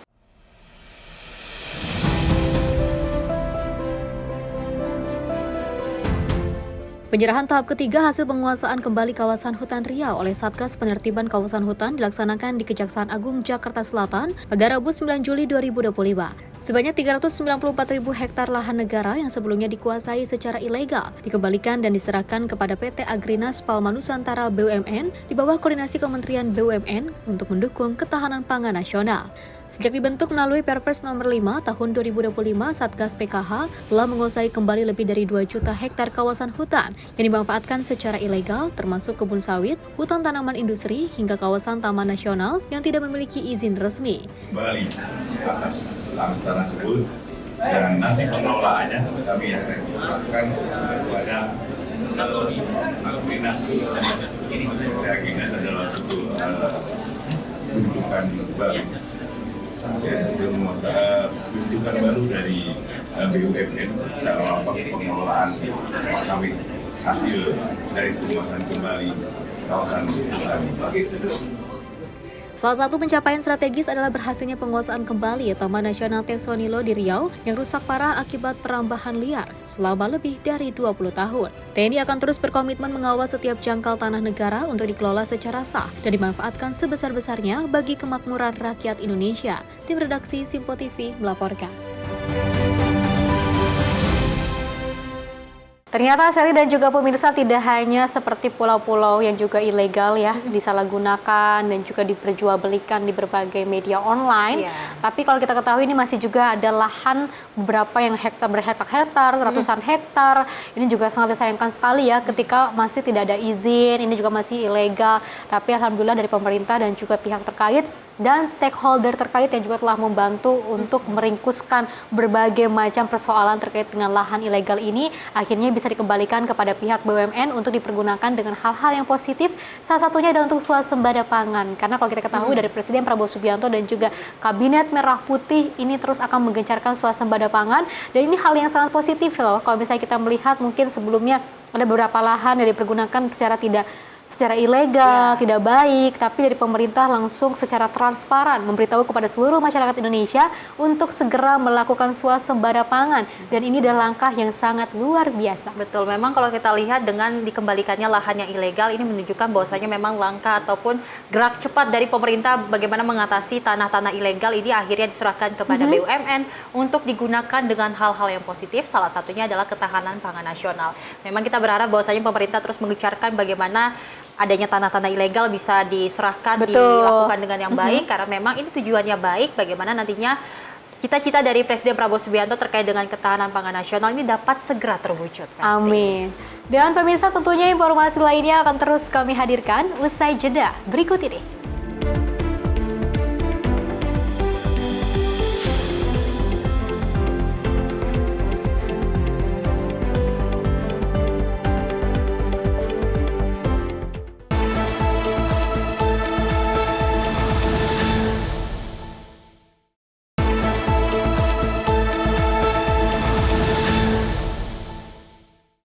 Selamat pagi pemirsa, Anda masih menyaksikan Menyapa Indonesia Pagi. Informasi kita lanjutkan, di mana upacara penerimaan Satgas Gizi TNI kontingen Garuda 20U MONUSCO Kongo 2024 di Mabes TNI Cilangkap dipimpin oleh Irjen TNI Letjen TNI Muhammad Saleh Mustafa yang mewakili Panglima TNI Jenderal Agus Subianto. Satgas beranggotakan 173 personil TNI yang telah menyelesaikan misi perdamaian di Kongo dengan sejumlah prestasi yang membanggakan. Sebanyak 173 prajurit Satgas Gizi TNI kontingen Garuda 20U MONUSCO Kongo 2024 secara resmi kembali ke tanah air setelah menuntaskan penugasan dalam misi perdamaian PBB di wilayah operasi MONUSCO Kongo selama 1 tahun 2 bulan. Mereka disambut dalam upacara hikmat di Markas Besar TNI Cilangkap, Jakarta Timur. Irjen TNI Letjen TNI Muhammad Saleh Mustafa, mewakili Panglima TNI, menyampaikan rasa bangga dan apresiasi atas dedikasi dan loyalitas yang telah ditunjukkan oleh seluruh personil Satgas Gizi TNI kontingen Garuda 20U. Dalam amanat Panglima TNI yang dibacakan Irjen TNI Letjen Muhammad Saleh Mustafa, menyampaikan bahwa Satgas Gizi TNI berhasil melaksanakan berbagai tugas zeni teknis, seperti perbaikan infrastruktur, pembangunan fasilitas kemanusiaan, hingga konstruksi jembatan darurat dan pos keamanan. Tak hanya itu, Saleh menyebut Satgas Gizi TNI mampu menurunkan sentimen anti-MONUSCO di tengah masyarakat melalui kegiatan sipil seperti pelayanan kesehatan dan perbaikan lapangan olahraga. Selamat bergabung kembali di tanah air kepada seluruh personel Satgas.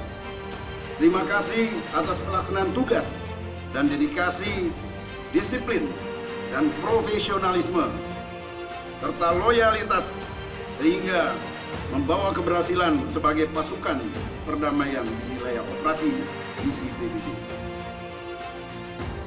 Hadirin serta prajurit Satgas Gizi TNI yang saya banggakan.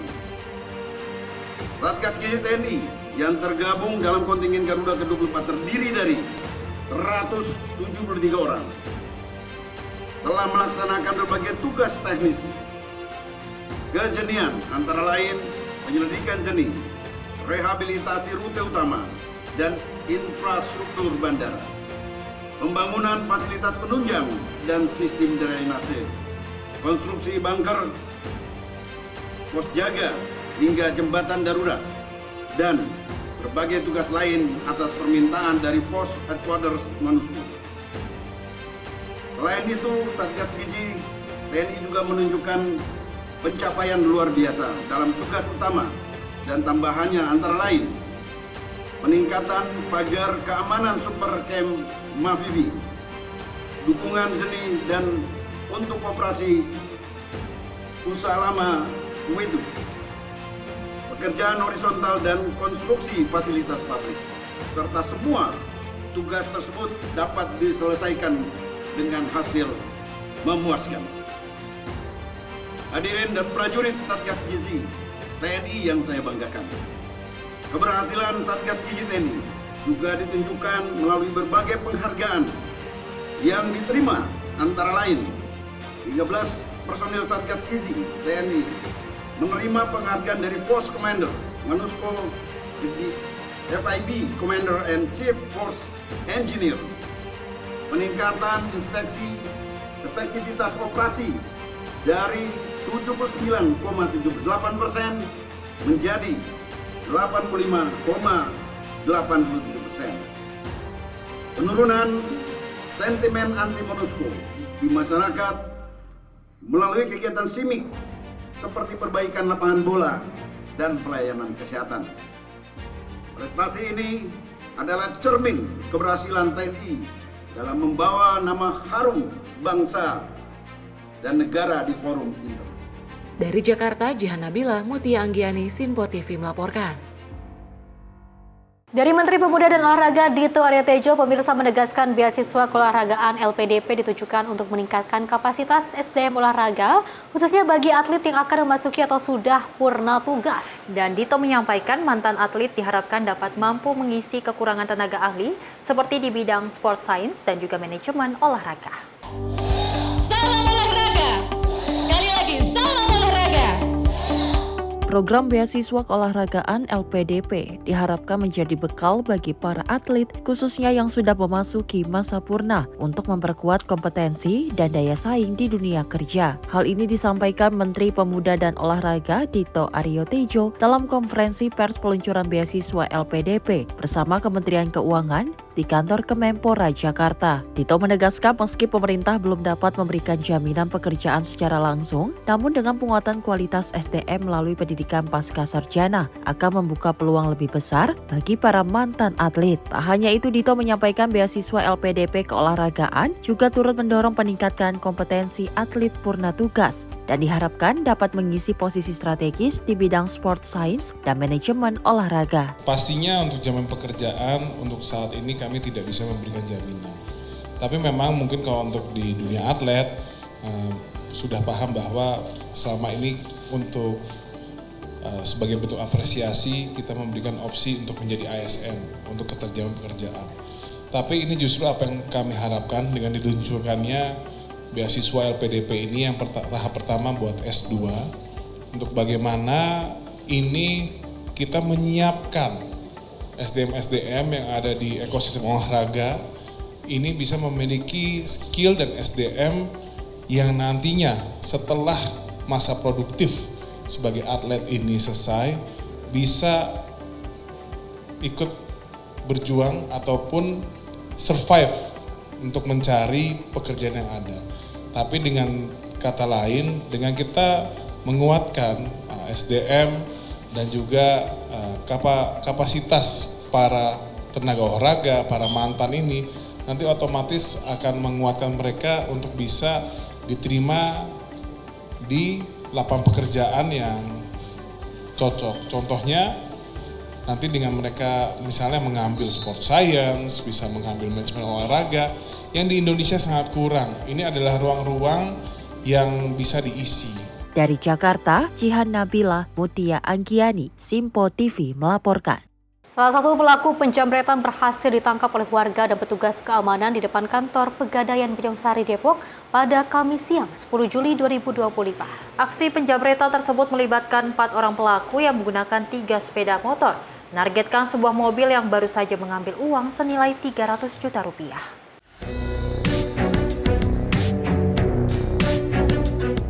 Insiden penjamretan terjadi di kawasan Curug Bojongsari Depok pada Kamis siang melibatkan 4 orang pelaku menggunakan 3 sepeda motor. Aksi berawal saat korban yang mengendarai mobil Mitsubishi Xpander dibututi pelaku usai keluar dari Bank Mandiri Parung. Pelaku beralibi dengan memberitahu bahwa ban mobil korban kempes sehingga korban berhenti di sebuah bengkel velg di Bojongsari. Saat korban lengah, salah satu pelaku melancarkan aksinya dengan masuk mobil dan mengambil tas berisi uang tunai 300 juta rupiah. Namun aksi digagalkan oleh seorang satpam Pegadaian yang melihat kejadian tersebut. Salah satu pelaku dengan motor Jupiter MX berhasil diamankan sementara 3 pelaku lainnya kabur menggunakan 2 sepeda motor. Dalam pelariannya, salah satu motor menabrak seorang pejalan kaki dan berhasil diamuk warga sekitar, sementara satu motor lainnya berhasil kabur. Saat ini pencarian pelaku masih terus dilakukan serta polisi mengimbau untuk tetap waspada saat berada di tempat umum. Di Jakarta, tim redaksi Aura Desmita, Simpo TV melaporkan.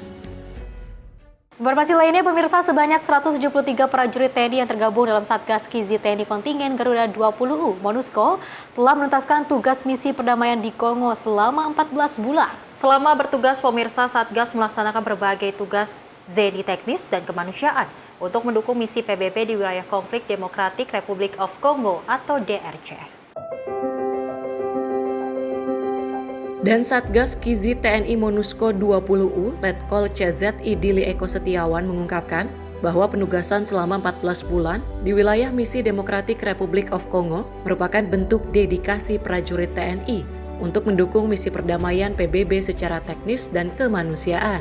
Dili menyampaikan bahwa melalui penugasan tersebut, Satgas melaksanakan berbagai kegiatan vital seperti perbaikan jalan di daerah terisolir, dukungan distribusi bantuan kemanusiaan, hingga menjaga operasional bandara dan fasilitas lainnya di wilayah misi.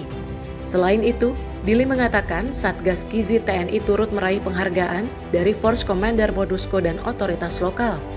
Kami sudah bertugas selama kurang lebih 14 bulan di daerah misi, yaitu di negara DRC Kongo.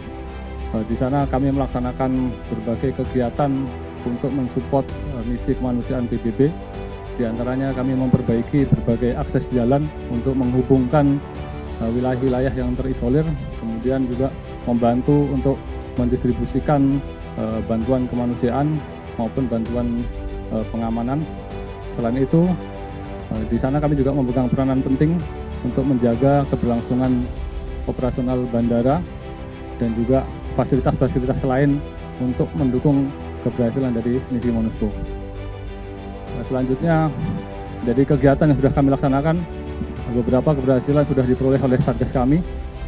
Di antaranya kami mendapatkan beberapa penghargaan, baik itu dari Force Commander, dengan Jenderal Olises Mosquita Gomez, kemudian berbagai penghargaan dari otoritas lokal, baik itu dari UN Civilian Staff maupun juga dari pemerintah lokal di Kongo. Nah, selanjutnya kehadiran kami di sana disambut cukup baik oleh masyarakat karena memang dirasakan dampaknya secara nyata. Di antaranya kami memperbaiki lapangan bola untuk mereka, bahkan bisa dibilang itu membangun karena awalnya lapangan bola itu hanya lapangan kecil, kemudian kami perbaiki sesuai dengan standar internasional, kemudian bisa digunakan oleh masyarakat beserta pemuda-pemuda di sana. Karena memang harus berikan akses, baik itu mungkin untuk kesejahteraan moral mereka karena mereka berada di daerah konflik, maupun juga untuk memberikan kegiatan-kegiatan positif kepada pemudanya karena pemudanya sangat rentan untuk direkrut oleh milisi-milisi di sana. Dan sambutan masyarakat cukup baik dengan adanya kegiatan kita tersebut. Mereka sangat menghargai dan sangat berterima kasih kepada kontingen Indonesia. Dari Jakarta, Jihan Nabila, Mutia Anggiani, Simpo TV melaporkan. Informasi lainnya, pemirsa, kematian Juliana Berins, pendaki asal Brasil di Gunung Rinjani pada bulan Juni lalu masih menjadi perhatian dan tindak lanjut dari DPR. Dan dari anggota Komisi 7 DPR RI, Rahayu Saraswati, meminta kementerian untuk meningkatkan keamanan sport tourism di Indonesia. Anggota Komisi 7 DPR RI, Rahayu Saraswati, mengutarakan perhatiannya kepada kasus kematian pendaki Brazil di Gunung Rinjani, Provinsi Lombok beberapa waktu lalu. Kasus yang mendapatkan perhatian dunia ini membuat Brazil berencana untuk menggugat Indonesia ke pengadilan internasional. Oleh karena itu, Rahayu meminta agar keselamatan di bidang sport tourism lebih ditingkatkan. Menurutnya, kejadian di Gunung Rinjani bisa dijadikan pembelajaran bagi dunia pariwisata Indonesia karena masih banyak jenis sport tourism lainnya yang juga cukup diminati turis lokal atau mancanegara di Indonesia. Untuk klarifikasinya, karena saya rasa yang dikhawatirkan adalah bagaimana kejadian seperti itu akan mempengaruhi reputasi Indonesia di kancah internasional. Kalau kita bicara tentang hiking, diving, sport tourism, ya, yang bukan bicara Mandalika dan seterusnya, tapi tourism yang seperti hiking, Rinjani, lalu whitewater rafting, diving, itu kan sebenarnya harus ada standar-standar keamanannya. Ini kan kemarin salah satu yang jadi pertanyaan, tour guide-nya atau guide-nya itu punya standar keamanan seperti apa? Dia punya pelatihannya seperti apa? Rupanya rope yang dia bawa nggak cukup untuk dia bisa rappel ke bawah untuk untuk mengangkat korban. Standar ini yang harus betul-betul bagaimana kita terapkan safety. Ya, jadi mohon izin Pak Ketua, saya ngangkat ini karena kemarin itu udah sampai level internasional apa yang terjadi di Rinjani. Jadi saya rasa ini sangat berkaitan erat dengan reputasi kita. Dengan adanya peningkatan keamanan sport tourism di Indonesia, diharapkan Indonesia dapat terus menjadi tujuan wisata yang menarik dan aman bagi wisatawan dari seluruh dunia. Tim redaksi Simpo TV melaporkan. Informasi lainnya, pemirsa, kompetisi slalom umumnya digelar untuk kendaraan roda 4. Namun apa jadinya jika puluhan kendaraan ber-cc besar dari berbagai klub motor gede diadu pada kompetisi slalom? Tentu seru, bukan? Selain ajang adu ketangkasan, kompetisi yang digagas komunitas motor besar di Bali ini sekaligus sebagai ajang edukasi safe riding serta mencegah para biker agar tidak arogan saat berkendara. Seperti apa keseruan kompetisi slalom motor besar? Dan berikut liputannya.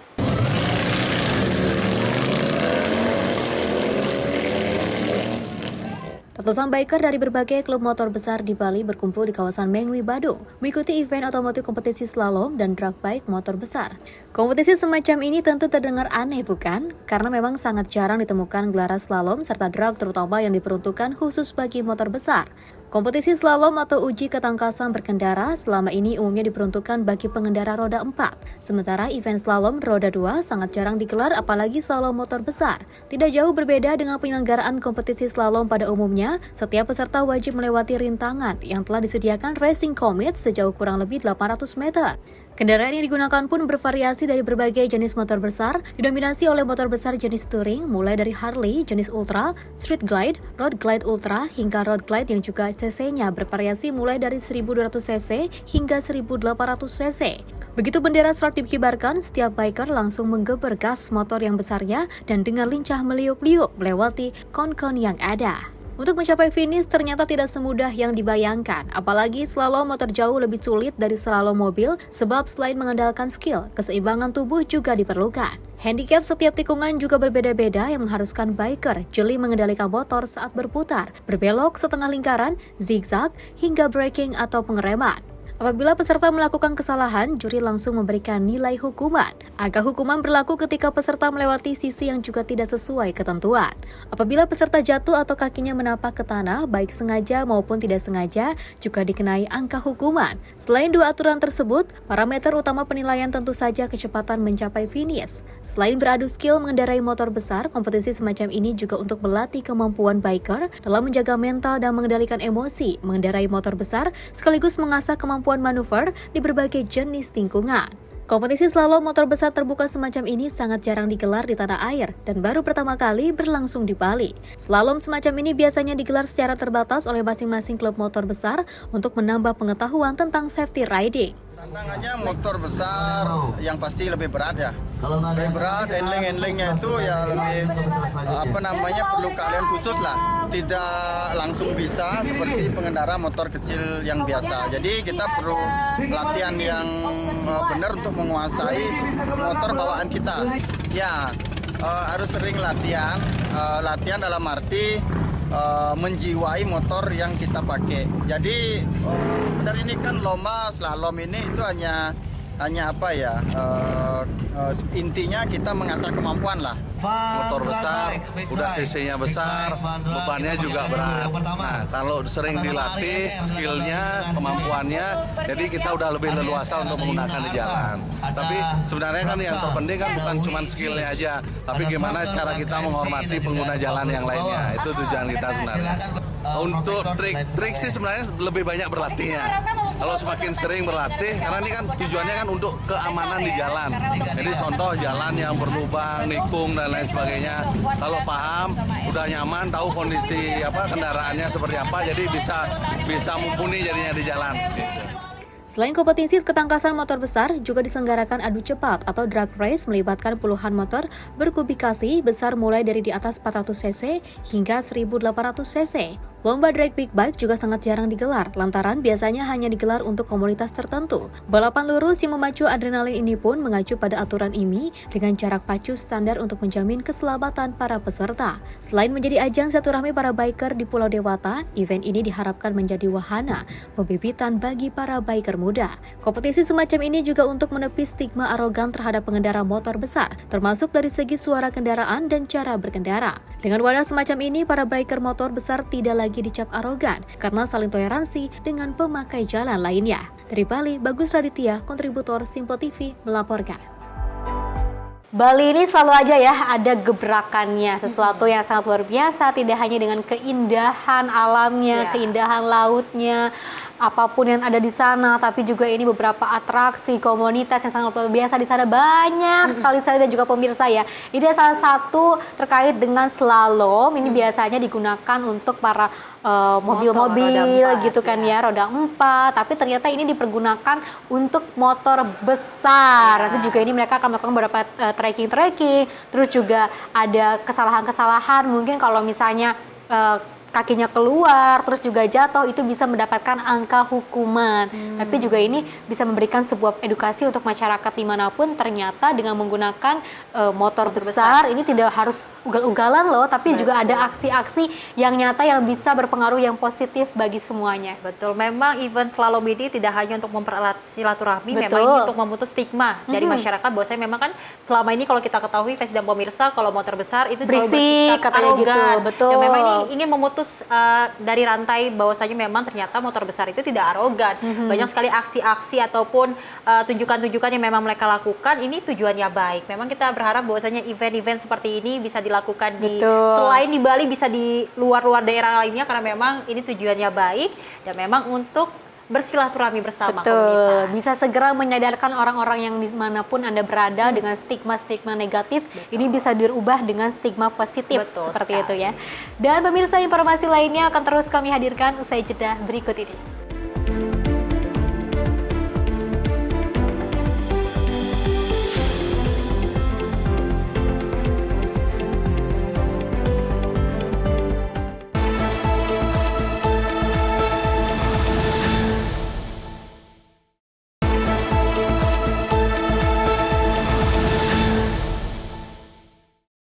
Terima kasih pemirsa, Anda masih menyaksikan Menyapa Indonesia Pagi. Informasi kita lanjutkan, di mana Presiden Indonesia Prabowo Subianto menyerukan reformasi PBB agar negara-negara global selatan mendapatkan peran lebih besar dalam tata kelola dunia. Dalam pertemuan dengan Presiden Brasil Lula, Prabowo juga menegaskan dukungan bersama untuk gencatan senjata di Ukraina dan Gaza, serta kerjasama di berbagai bidang strategis.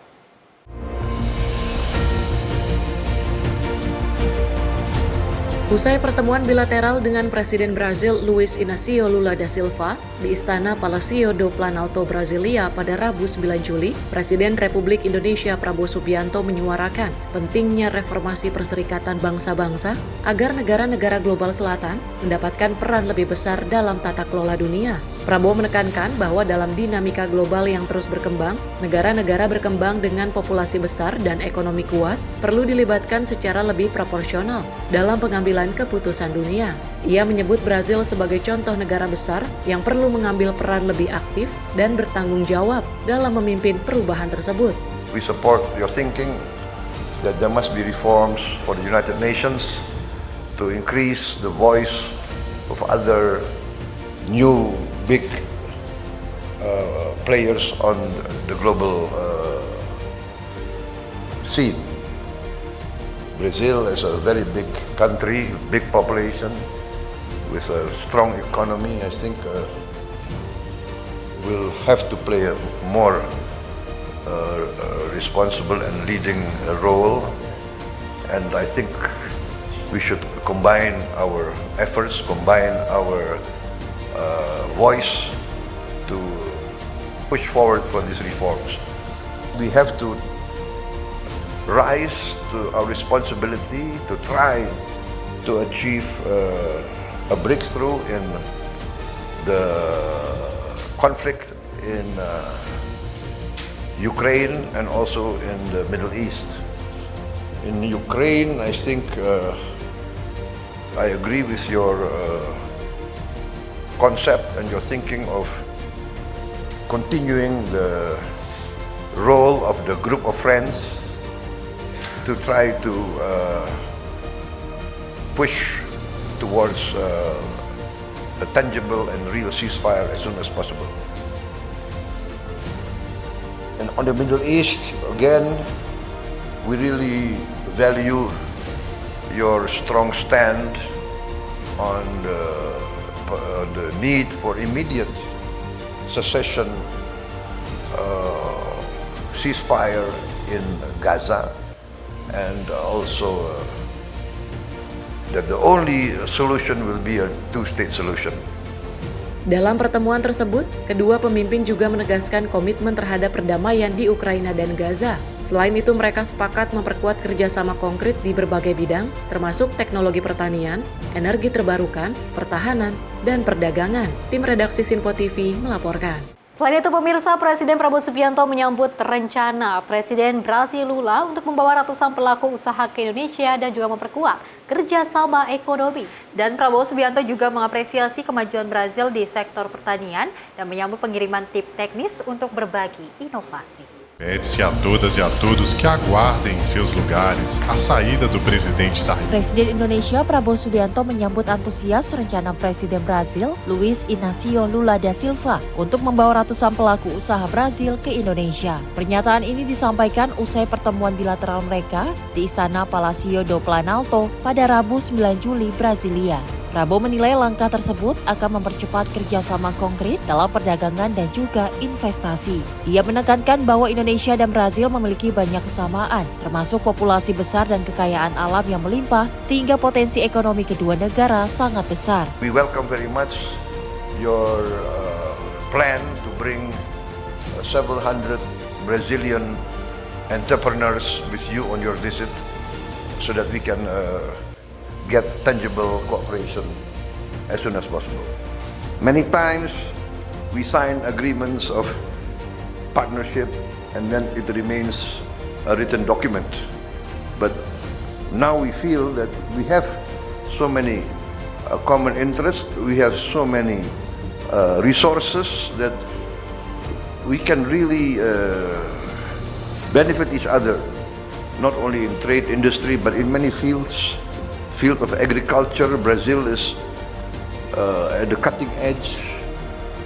You are giving good example with your use of biofuels and your innovations in the field of agriculture, your productivity, which will really benefit Indonesia if we study from your experience. And you, President Lula, and your ministers have kindly accepted our request to send more of our teams of technical experts to study your innovation and your modernization as well as your technology here. Selain mengagumi kemajuan Brasil di sektor pertanian dan bioenergi, Prabowo juga mengapresiasi kesediaan Lula untuk mengirim tim teknis guna berbagi inovasi pertanian. Kunjungan Prabowo ke Brasil juga sekaligus untuk menghadiri KTT BRICS dengan rencana balasan kunjungan Lula ke Indonesia pada Oktober mendatang. Tim redaksi Sinpo TV melaporkan. Pemirsa, Menteri Desa dan Pembangunan Daerah Tertinggal Yandri Susanto bersama Wakil Mendes PDT Ariza Patria menghadiri rancangan program Desa Bersinar menuju Garut Tangguh Bersinar di Kecamatan Cibalong, Kabupaten Garut, Jawa Barat pada Rabu 9 Juli 2025. Dan dari Mendes, Yandri mengatakan kedatangannya untuk mencanangkan Desa Sancang sebagai desa bersinar bebas dari narkoba.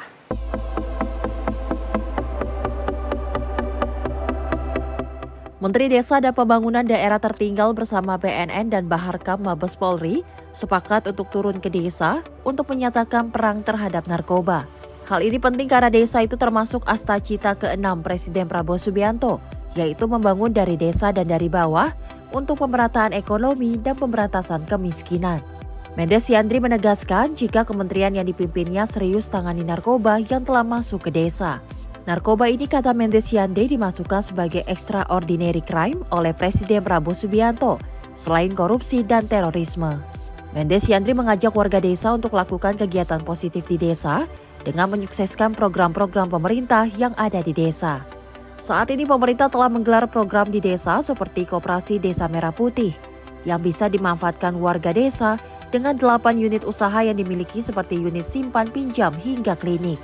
Kalau ini nggak kita antisipasi, maka ini akan menjadi ladang subur bagi pengedar narkoba. Maka saya mohon betul kepada seluruh kepala desa, BPD, pendamping desa, staf desa, RT RW, kader posyandu yang hadir, kader PKK, pemuda, pemudi, maka kita buat desa bersinar, desa bersih narkoba.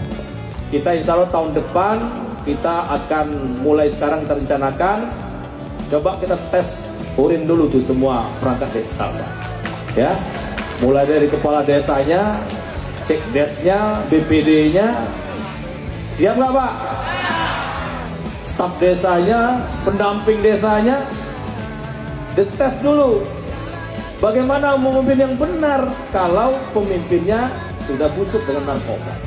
Sementara itu, Kepala Badan Pemelihara Keamanan, Komjen Fadil Imran, menyatakan kesiapan untuk bersama BNN dan juga Kemendes PDT untuk perangi narkoba dimulai dari level desa. Tim redaksi Simpo TV melaporkan. Pemirsa, Menteri Perlindungan dan Pekerja Migran Indonesia Abdul Qadir Karding bertemu dengan DPP Himpunan Penyelenggara Pelatihan dan Kursus Indonesia untuk Indonesia Emas pada 8 Juli 2025. Dalam pertemuan tersebut disepakati bahwa SDM Indonesia harus disiapkan secara profesional, kompeten, dan berkarakter.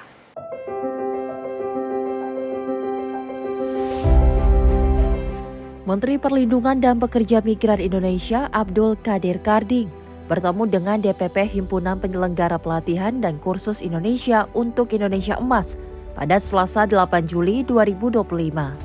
DPP Himpunan Penyelenggara Pelatihan dan Kursus Indonesia ialah organisasi yang memiliki visi menjadi profesi yang terdepan dalam lingkungan SDM yang profesional, kompeten, berkarakter untuk dorong penempatan kerja. Dalam pertemuan itu, perwakilan DPP menyampaikan gagasan dan keinginan untuk bekerja sama dengan Kementerian P2MI. Melalui pertemuan itu disepakati bahwa SDM Indonesia harus disiapkan secara profesional, kompeten, dan berkarakter.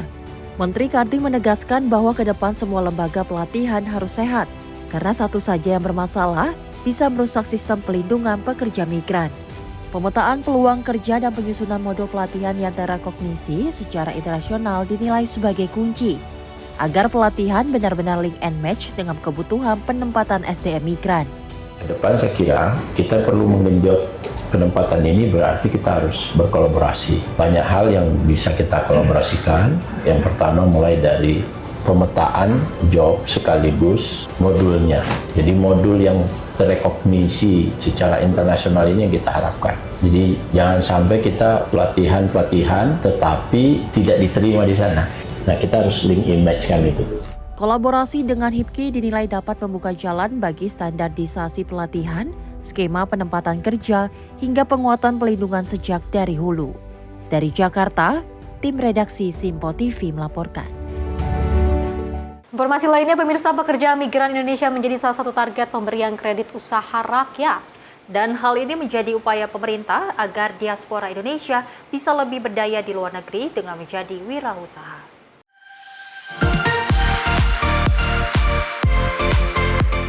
Pemerintah mendukung program kredit usaha rakyat atau KUR bagi pekerja migran Indonesia di luar negeri. PMI akan mendapat KUR dengan plafon hingga 100 juta rupiah.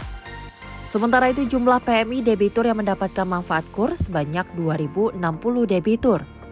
BUMN melalui Bank Himbara akan memfasilitasi kebutuhan pembiayaan KUR. Melalui KUR ini pemerintah ingin meningkatkan kesejahteraan PMI serta mempermudah akses permodalan bagi usaha produktif di Indonesia, baik sebelum maupun setelah kembali dari bekerja di luar negeri. Kementerian BUMN memastikan mendukung program KUR ini karena sesuai dengan asta-cita Presiden Prabowo Subianto untuk mendorong kewirausahaan dan mengembangkan industri kreatif. Tim redaksi Simpo TV melaporkan. Informasi lainnya, pemirsa, tertangkap kamera CCTV wanita cantik mencuri tas berisi uang dan 1 botol parfum di salah satu toko penjual parfum dengan modus beli parfum. Dalam kamera CCTV terlihat pelaku masuk ke dalam toko penjual parfum di Jalan Dr. Mansur, Medan, Sumatera Utara pada tanggal 7 Juli 2025. Pelaku berusaha mengalihkan konsentrasi pegawai toko. Pelaku yang mengenakan topi warna hitam meminta korban mengambil botol parfum yang ada di etalase. Saat pegawai mengambil parfum yang diminta, pelaku dengan cepat mengambil tas hitam yang ada di etalase bagian depan. Selain tas berisi uang hasil penjualan parfum ratusan ribu rupiah, pelaku juga membawa kabur 1 unit ponsel. Aisyah, pegawai toko parfum, Rabu siang menyampaikan pelaku datang ke toko bersama seorang pria saat toko akan tutup. Pelaku memesan produk parfum dalam jumlah banyak. Pelaku mengambil tas berisi uang hasil penjualan dan 1 botol parfum. Saya tutup botol-botol yang di sini. Saya rapikan karena kan mau pulang juga. Jadi di situ setelah saya rapikan, saya membuat buku laporan toko, laporan pengeluaran gitu kan. Nah setelah itu saya lihat ke dompet, kok dompetnya kosong gitu kan. Jadi di situ saya baru sadar kalau memang uang itu udah hilang sama HP juga. Di situ juga saya baru sadar kalau HP itu sudah hilang. Kasus pencurian tersebut kini sudah dilaporkan korban ke Polsek Medan Sunggal. Dari Medan, Sumatera Utara, tim kontributor Sinpo TV melaporkan. Pemirsa, pasangan suami istri ditangkap petugas dari Satuan Narkoba Polres Binjai diduga sebagai pengedar narkoba jenis sabu dan pelaku sempat menembaki petugas yang berusaha menangkapnya. Pasangan suami istri TH dan PP ditangkap petugas di Jalan Gatot Subroto, Kota Binjai, Sumatera Utara. Dari tangan pasutri tersebut, petugas berhasil menyita barang bukti 1 kg sabu-sabu yang dikemas dalam bungkusan teh Cina. Selain narkoba, petugas juga menyita 1 pucuk senjata api rakitan, selongsong, dan sepeda motor. Kasat Narkoba Polres Binjai AKP Samsul Bahri menyampaikan berawal dari kecurigaan petugas saat melihat kedua tersangka melintas mengendarai sepeda motor melawan arus lalu lintas dengan kecepatan tinggi. Petugas kemudian menguntit pasangan suami istri tersebut yang ternyata ingin mengambil barang haram tersebut di salah satu rumah kosong milik warga. Saat akan disergap, pelaku menembaki petugas dengan senjata api rakitan. Beruntung tembakan pelaku meleset dan tidak 1 peluru pun mengenai petugas. Melakukan perlawanan dan melakukan penembakan ke arah petugas. Ya, syukur tidak mengenai petugas kita di lapangan. Jadi kedua pelaku kita boyong ke Mako untuk kita proses penyelidikan dan penyidikan lebih dalam lagi.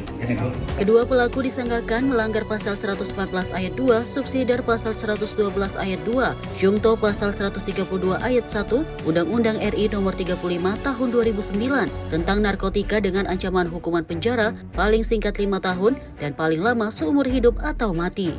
Dari Medan, Sumatera Utara, Resi Erlangga, Sinpo TV melaporkan. Miris, pemirsa, seorang ayah tiri bernama Ricky Susanto ditangkap polisi setelah diduga melakukan tindak pencabulan terhadap anak tirinya di Kabupaten Bekasi, Jawa Barat. Aksi bejat pelaku diduga telah terjadi sejak tahun 2023 hingga 2024.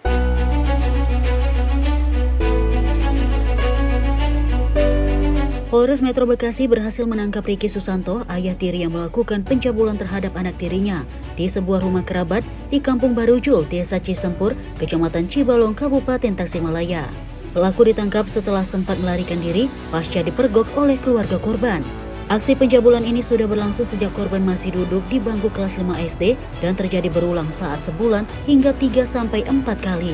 Korban yang masih berusia 13 tahun kerap diancam pelaku agar tidak melaporkan perbuatannya. Peristiwa ini terungkap saat korban curhat kepada temannya lalu diteruskan ke kakak korban. Keluarga sempat merekam pengakuan pelaku saat diinterogasi, namun pelaku berhasil melarikan diri saat berdalih ke kamar mandi. Kasus ini akhirnya dilaporkan ke polisi oleh kakak korban. Berkaitan dengan pengungkapan kasus tindak pidana persetubuhan dan atau perbuatan cabul terhadap anak di bawah umur, di mana korban adalah anak tiri daripada pelaku. Jadi saya ulangi, korban adalah anak tiri daripada pelaku, seperti yang sempat viral di media Instagram, baik Cikarang News, Cikarang Update beberapa minggu yang lalu. Dasarnya LP nomor 2327 tanggal 24 Juli 2025.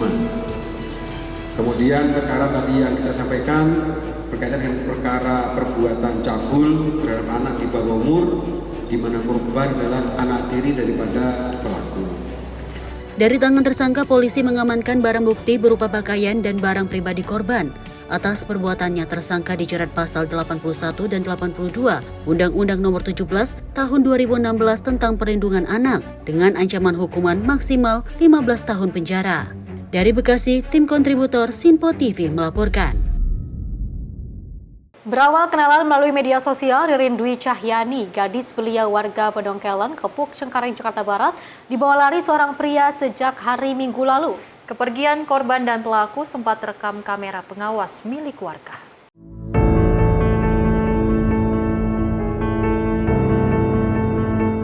Inilah potongan rekaman video warga saat Ririn Dwi Cahyani pergi dengan seorang pria yang mengaku bernama Muhammad Furqon Alvino alias Furqon alias Alvin pada Minggu siang. Menurut penuturan Teti Mulyani, Ibu Ririn, sebelum hilang pelaku sempat bertamu ke rumah korban. Usai berbincang sebentar, pelaku kemudian izin mengajak korban untuk jajan dengan meninggalkan tas berisi baju, sepatu, sandal, dan botol minum di rumah korban agar keluarga percaya. Namun hingga Minggu malam, Ririn tak menunjukkan batang hidungnya. Orang tua Ririn, gadis belia berusia 18 tahun, warga Pedongkelan Kapuk, Cengkareng, Jakarta Barat, sempat menghubungi sang anak, namun nomor teleponnya sudah tidak aktif. Saya pulang dari rumah saudara saya ke sini, sebentar doang sih, nggak lama, adalah 15 menit. Saya tanya kemana Ririn, terus kata kakaknya bilang keluar jajan. Nah, oke lah, nggak pikir jelek kan, terus jajan kita. Kok ini nggak pulang ya, sampai sekarang nggak pulang. Dihubungi, emang kita belum saya hubungin tuh ya kalau jam-jam segitu. Namanya kan saya maaf ya, bukan kita pertama ya saya juga ada keluar kan, sibuk lah ya, ngurut lah ya. Terus kan ini kok sore belum pulang gitu kan. Terus saya hubungin tuh malam sekitar jam 10 kan, hujan udah ini kan. Saya pikir ya dia takut di rumah temennya nginep gitu, atau dia misalnya belum pulang karena masih hujan atau banjir. Ya udah kita tunggu aja nih sekitar ya jam 11 atau jam berapa tuh, mau jam 12 lah saya hubungin, ya gitu udah nggak aktif. Keluarga korban sempat mencari tahu informasi pelaku melalui media sosial dan menemukan pria yang mirip dengan Alvin. Sekedar informasi, Alvin yang mengaku tinggal di Cibinong, Bogor, bekerja di kawasan Hotel Indonesia sebagai sales pakaian. Pelaku juga memiliki ciri ada bekas luka di dekat kelopak mata sebelah kanan dalam. Keluarga berharap Alvin segera mengembalikan anaknya ke Bali. Kasus hilangnya Ririn yang sudah memasuki hari ketiga itu juga sudah dilaporkan ke pihak Kepolisian Resort Metro Jakarta Barat. Tim kontributor Sinpo TV melaporkan. Pemirsa, seorang wanita nekat melompat dari ketinggian lantai 19 apartemen Kalibata City, Pancoran, Jakarta Selatan. Dugaan sementara pemirsa, wanita tersebut lompat karena ketakutan adanya penyusup di dalam unit apartemennya. Video amatir warga merekam detik-detik seorang wanita tersangkut di sebuah kanopi usai melompat dari ketinggian lantai 19 apartemen Kalibata City, Jakarta Selatan. Dugaan sementara wanita berinisial A ini nekat melompat karena ketakutan setelah mengetahui ada penyusup di dalam unit apartemennya. Penghuni tersebut tersangkut atap seng lobi apartemen, mengalami patah pada bagian kaki. Aku lihat kan aku lagi duduk di sini. Yang pertama itu ada kayak yang minta tolong kayak gitu, kayak ada yang teriak gitu. Perempuan, cuman yang teriak itu nggak tahu orang yang jatuhnya, nggak tahu yang di bawah yang lihat ke atas. Sama itu kayak semacam tolong gitu. Nah, pas nggak lama dari situ pas aku lihat udah jatuh.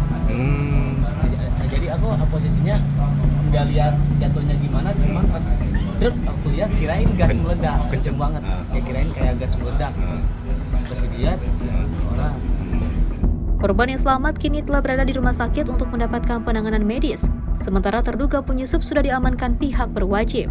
Belum ada keterangan dari kepolisian terkait peristiwa ini. Dari Jakarta, kontributor Sinpo TV melaporkan. Pemirsa, satu keluarga rombongan wisatawan asal Kabupaten Lampung Utara tenggelam di pantai Pelabuhan Jukung, Kecamatan Pesisir Tengah, Kabupaten Pesisir Barat, Lampung. Dan pemirsa, dalam kejadian itu, satu korban yang merupakan sang ayah belum ditemukan sampai saat ini. Usai menyelamatkan istri dan dua anaknya yang pertama kali tenggelam. Seorang wisatawan asal Kabupaten Lampung Utara, Lampung, Aldi Suparbat, tenggelam di pantai Labuhan Jukung, Kecamatan Pesisir Tengah, Kabupaten Pesisir Barat, sejak Rabu kemarin dan hingga saat ini belum ditemukan. Korban Aldi Suparman merupakan seorang ayah yang tenggelam usai menyelamatkan istri dan 2 anaknya yang pertama kali tenggelam di pantai tersebut. Kapolsek Pesisir Tengah AKP Haldi Nasution mengatakan saat kejadian yang pertama kali tenggelam yakni kedua anak korban, Ega dan Kaira, yang sedang bermain air. Saat itu istri korban Megawati mencoba menolong namun malah turut terbawa arus. Karena mendengar teriakan anggota keluarganya, korban spontan lari dan terjun ke laut untuk menolong, namun nahas justru korban yang sampai saat ini belum ditemukan. Korban terseret arus akibat daripada yang mana keluarga datang dari daerah Kota Bumi melaksanakan kegiatan piknik atau rekreasi, yang mana pada saat pertama yang terseret arus adalah anaknya, kemudian ibunya menolong, kemudian tiba-tiba daripada suaminya ataupun orang tuanya dengan tiba-tiba datang menolong. Yang tertolong anaknya yang namanya atas nama Risap Ega, sedangkan ibunya juga tertolong. Sedangkan si penolong yang atas nama Aldi Suparman alias Aliman tidak terselamatkan ataupun terseret arus. Sampai saat ini masih dilakukan upaya pencarian yang dilakukan dari Hingga hari Kamis, tim SAR gabungan mulai dari kepolisian, TNI, dan Basarnas masih terus melakukan pencarian terhadap korban. Pencarian dilakukan dengan menggunakan perahu dan menyisir bibir pantai. Dari pesisir barat, Lampung, Immanuel Simorangkir, kontributor Simpo TV melaporkan. Seorang mahasiswa Universitas Lampung tewas usai melakukan persalinan dibantu sang kekasih di dalam kamar kos yang berada di Kota Bandar Lampung. Dalam kasus tersebut, pemirsa, polisi telah menggelar rekonstruksi dan terungkap bahwa bayi yang dilahirkan ternyata langsung dibuang oleh pelaku dengan disepakati oleh korban.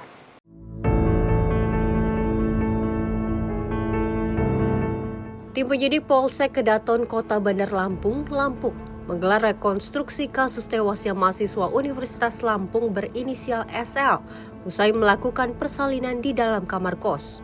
Rekonstruksi digelar di kamar kos korban yang berada di Kecamatan Labuan Ratu, Kota Bandar Lampung, dengan menghadirkan kekasih korban bernama Ferdi yang telah dijadikan tersangka. Dalam 46 adegan yang dilakukan tersangka Ferdi ternyata turut membantu proses persalinan korban secara mandiri di dalam kamar kos. Membuang bayi dengan persetujuan korban hingga mengantarkan korban ke rumah sakit dan meninggal dunia saat dalam perjalanan. Kanit Reskrim Polsek Kedaton Ibda Fikri Damhuri mengatakan Ferdi dijadikan tersangka dengan persangkaan pasal perlindungan anak dan pembiaran terhadap korban dengan ancaman hukuman 15 tahun penjara.